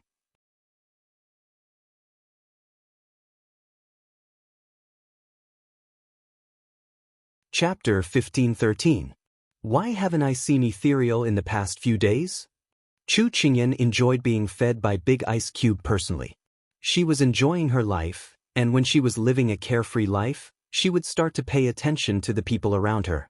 As she did so, she realized that she had not seen Kong Ling for a long time, and so she asked her about it. Xiao Su wiped the corner of her mouth with a handkerchief. When he heard her question, he said calmly, "He's receiving his punishment in the torture chamber." This answer immediately pulled her back to the dangerous scene on the day of the birth. Consort Yu's people had disguised themselves as midwives and infiltrated the palace. Strictly speaking, this incident was due to Ethereal's incompetence in supervising. However, that person's disguise was perfect. If one had not seen the person in person before, it would have been difficult to recognize them. Moreover, Ethereal was so busy that his feet barely touched the ground during that period of time, so he did not have the energy to distinguish them one by one. Therefore, in a broader sense, the blame could not be entirely placed on Ethereal. Thus, Chu Qingyan explained her analysis to him. When she was done, she even pleaded for leniency. Your wife and son were only able to have a successful birth because of Ethereal's wholehearted care. Therefore, even if there is no credit, there is still hard work. Moreover, this credit is great. You can't treat your subordinates like this. Otherwise, they won't recognize you as their master in the future. After listening to the little fellow's rambling, Xiao Su's eyes curved into a smile. He scooped up a spoonful of soup and stuffed it in her mouth. Eat your food properly. Chu Qingyan puffed up her cheeks and glared at him. She crushed a piece of cartilage with her teeth. Xiao Su shook his head. He thought that if he did not explain this matter to her clearly, she would not give up. Thus, he put the bowl aside and leaned back in his chair. He looked like he was going to have a long talk with her. The punishment was requested by him. It was not my idea. Chu Qingyan swallowed the meat in her mouth and raised her eyebrows in disbelief. Xiao Su knew that she would think that way. He was not surprised at all. He continued, every member of the Valiant Blaze Cavalry is very disciplined. If they make a mistake in their mission, or if they don't do their job well, they will accept the punishment themselves. This is a rule that everyone has tacitly agreed to. It is also because of this that it is even more difficult to make any mistakes. Ethereal has indeed made a mistake in principle. If Jasper didn't save them, the result would have been. The result was not what everyone expected, so Xiao Su continued, so even if I don't punish him, he won't be able to get over it. There are no ifs and buts when Xiao Lai does things. So, to make himself feel better, he has been staying in the torture chamber for the past 2 days. Chu Qingyan was silent. She had been with the Valiant Blaze Cavalry in Lianqing for many years. She knew that they were people who strived for perfection. They were cruel to their enemies, but even crueler to themselves. Turin had once said that if they were careless, they would be the ones to die. Thus, she could understand how they felt. She tilted her head and said, I understand. But no matter how you punish him, it will be enough. It has been almost half a month. I don't want Yen Luo to cry to me when she comes back. Xiao Su reached out and pinched her nose. I understand. She smiled brightly at him. In the afternoon, Xiao Su appeared outside the torture chamber. At this moment, Ethereal walked out with one hand on his shoulder. His footsteps were a little unsteady. When he saw the slender figure on the ground, he slowly raised his head. When he saw who it was, he immediately knelt down and saluted with his back straight. Get up. Xiao Su raised his hand. Thank you, master. Ethereal tried his best to appear normal and not reveal a trace of pain. Xiao Su frowned when he saw that Ethereal's forehead was covered in cold sweat and he was barely holding on. It's about time. It's time to go back to work. Ethereal immediately replied, I've already given the instructions. The herbs have been sorted and collected. As long as Xining and the rest follow the prescription, there won't be any problems. Xiao Su looked at him without saying a word. Ethereal couldn't stand his master's gaze and was the first to admit defeat. He knelt down again with a defeated expression. Master, I feel terrible. It's my fault for not doing my job well and almost causing harm to little master. I've come to the torture chamber to lessen my guilt. This will make me feel better. His snow-white clothes were slowly soaked with blood. It was a ghastly sight. Xiao Su didn't let him get up with his hands behind his back. Instead, he said indifferently, How long do you plan to feel guilty for? Ethereal raised his head in surprise. His master continued, It's an eventful time now. Why don't you stay in the palace? If something happens again, are you planning to atone for your crimes with your death? Ethereal was stunned. Don't lose the watermelon for the sesame. Xiao Su's gaze fell on the blood on his shoulder. What I taught you is not to repeat the mistakes of the past, and not to let you wallow in failure. Xiao Su turned around and left, leaving behind a sentence, merits offset demerits. There won't be a next time. Ethereal stared blankly at the black figure walking in the golden light. In the end, he couldn't help but laugh. His master had taken such a big detour to express his forgiveness. But his heart was so warm that his eyes reddened. His master was right. He couldn't be depressed anymore. There were still many things waiting for him to do. He couldn't lose the big picture for the small. Ethereal had just stood up when a charming figure walked out of the torture chamber. Who else could it be but Water Spirit? At this time, she was lazily leaning against the door frame, her arms crossed as she teased, 2 days ago, Hua Ling came to persuade you, but you wouldn't listen. Now that master is here, you changed your mind? Ethereal turned around, his dejected expression swept away. It was replaced by his usual elegance and gentleness. He smiled faintly, with Ethereal's fiery temper, do you think I would listen even if he said it? Xue Ling nodded. Indeed, he's always able to say comforting words to anger people to death, but his intentions are also good. I know. But the punishment at the time wasn't enough. I don't want to forgive myself so easily. Ethereal replied, a trace of determination in his eyes. Water Spirit chuckled, you guys have different personalities, but your stubbornness is the same. Forget it, forget it. Since Master is here personally, then I don't need to waste my breath. You should go back quickly. Otherwise, the little princess consort and the others will miss you. She was about to leave after saying this, but after taking 2 steps, she seemed to have thought of something. She raised her hand and threw something to him. She shrugged and said, although you are a doctor and have many good things, I am also entrusted by someone. Who is it? Turin. When she finished speaking, she had already disappeared, leaving only the flower petals spiraling on the ground. Ethereal looked at the wound medicine in his hand and couldn't help but smile. It was enough to have these brothers in his life. But he looked at Water Spirit's departing figure, his eyes filled with pity. Water Spirit hadn't stepped into the torture chamber for many years, because this was the place where she and Feng Ling had first met. Now that she was back, she must be feeling terrible. Ethereal shook his head and sighed softly. He put away the medicine bottle and turned to leave.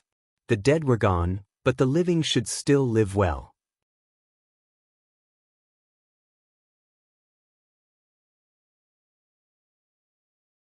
Chapter 15-14. Today was a beautiful day with a gentle breeze. Father Chu had snatched his precious grandson from his son-in-law, taking him for himself. He was currently playing hide and seek with Hua Ling and the others. He lowered his head and rubbed his grandson who was biting his finger. He said with a laugh, Baby Konkan, grandfather will bring you high into the sky. Saying this, his feet tapped the ground and he flew up a tall tree in the imperial garden with the child. Kong Kong felt the scenery in front of him quickly change. The leaves and blue skies suddenly came closer and he immediately let go of his claws. He waved his hands and smiled happily. Hua Ling had just brought people here. Seeing this scene, his legs almost went soft from fright. He quickly flew under the tree and said to the old man, "Old master, quickly come down. It's too high up, little master will be scared." At this time, his little master let out a laugh, instantly slapping him in the face. Father Chu looked down with a look of disdain. Baby Kong Kong wouldn't be so cowardly. Hua Ling tried his best to persuade him, but Father Chu remained unmoved. He even wanted to stomp his feet. He had no other choice and could only fly up to the branch. He almost bowed. "Old master, look at how high this place is. If there is an accident." However, before he could finish, Father Chu patted his shoulder with a look of disdain. "White impermanence, move to the side. You're blocking baby Kong Kong from seeing the scenery." Hua Ling was instantly petrified. How could it be like this? In the end, both sides took a step back. Hua Ling also remained on the branch. It was a good thing the tree trunk was thick enough and could withstand the weight of several people. Father Chu crossed his legs and held the child in his arms. Bathing in the sun and wind, it was a very beautiful scene. Of course, he automatically ignored Hua Ling's existence. Hua Ling knew that he was already a hindrance to the old man, so he didn't want to be a hindrance anymore. So, he dutifully stood guard, acting as an invisible person. In reality, Hua Ling was very surprised. According to Ethereal's meaning, the old man had already returned to his past self and should have forgotten martial arts. However, ever since the old man woke up, although he treated what happened on the battlefield as a dream, he did not forget his skills. Moreover, it was also at this time that he found out that the young general's martial arts from 16 years ago was actually this high. It was no wonder that even someone as powerful as Turin was defeated by her. Chu Machen's father didn't care about this bad guy who wanted to snatch his grandson away from him. He smiled and played with his grandson in his arms.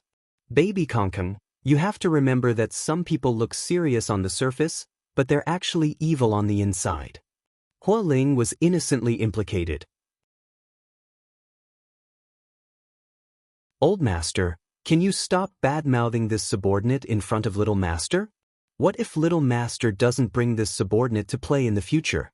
Darling Kong Kong, your father doesn't seem to like being the emperor. Grandpa sees that he's very busy. Why don't you stop being the emperor in the future? Let's kidnap someone to take over your father's mess, okay?" The old man's words were simply shocking to death. Hua Ling looked at little master who was clapping his hands and making ee sounds. He really wanted to scratch the wall and cry to the sky.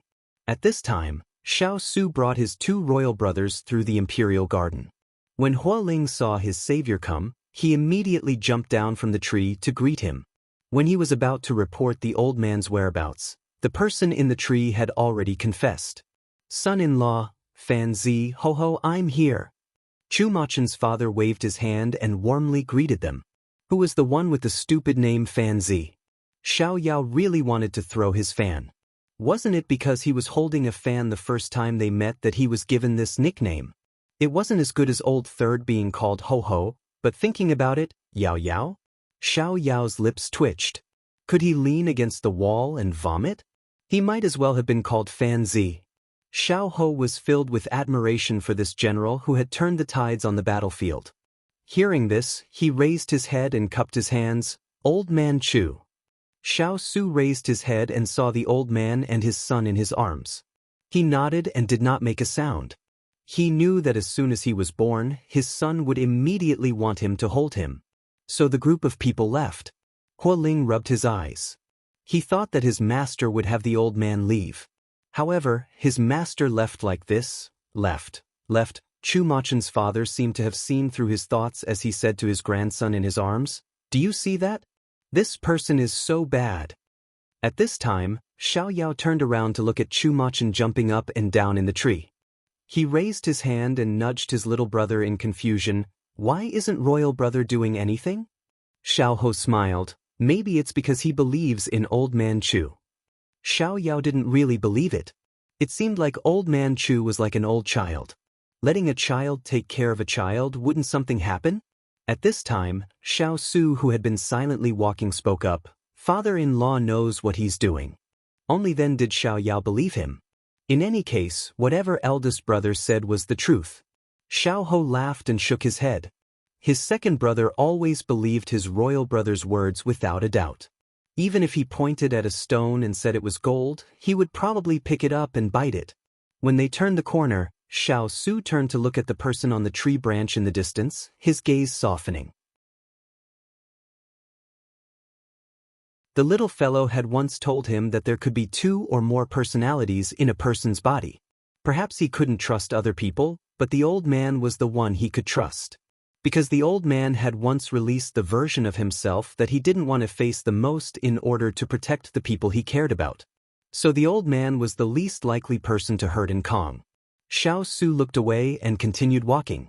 At this time, a white-haired figure squeezed onto the tree. "Hey, why are you here?" Chu Machen's father glared at him unhappily. The Emperor Emeritus stroked his beard. "Only you are allowed to get close to my great-grandson, but I'm not allowed to?" Hua Ling covered his face with his hands. "Oh no, the Emperor Emeritus is here too." Chu Machen's father snorted. "You occupied in Kong Darling for the whole morning yesterday, and now you have the nerve to say it." The Emperor Emeritus chuckled. "Then who was the one who occupied her yesterday afternoon?" Chu Machen's father's eyes drifted, then he seemed to remember something and his eyes widened. "Last night, you stayed in my son-in-law's palace for an hour." The Emperor Emeritus was so angry that his beard blew and his eyes widened. "If you hadn't occupied my place for an extra hour yesterday afternoon, would I have stayed there?"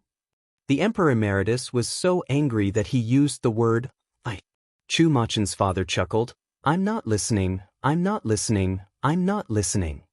As he spoke, he flew to another tree within Kong and turned around to make a face at the Emperor Emeritus. "Chu Huayuan, you black-hearted person. We agreed on a 50-50 split, but you cheated. You can't play like this." The Emperor Emeritus was furious. He rolled up his sleeves and chased after them. So the 2 of them fought in the Imperial Garden. No one knew who stepped on a flower or who knocked over a pot, but soon the petals fell one after another, filling the air with petals. The culprit who caused all this, and Kong, was clapping at this time. "Yeah. Bao Bao's translation came online again. Flower, fly, fly, fly." Hua Ling's head was full of petals and grass, and he was speechless and tearful. "Little master, don't be led astray. You're tuning in to the Passion Pages YouTube channel. We're so grateful for your support, and don't forget to subscribe to join us on this incredible journey through captivating stories. Your generosity through donations truly makes a world of difference, as it's the primary source of revenue that allows me to expand and enhance this channel for you. Thank you from the bottom of my heart for being a part of this adventure.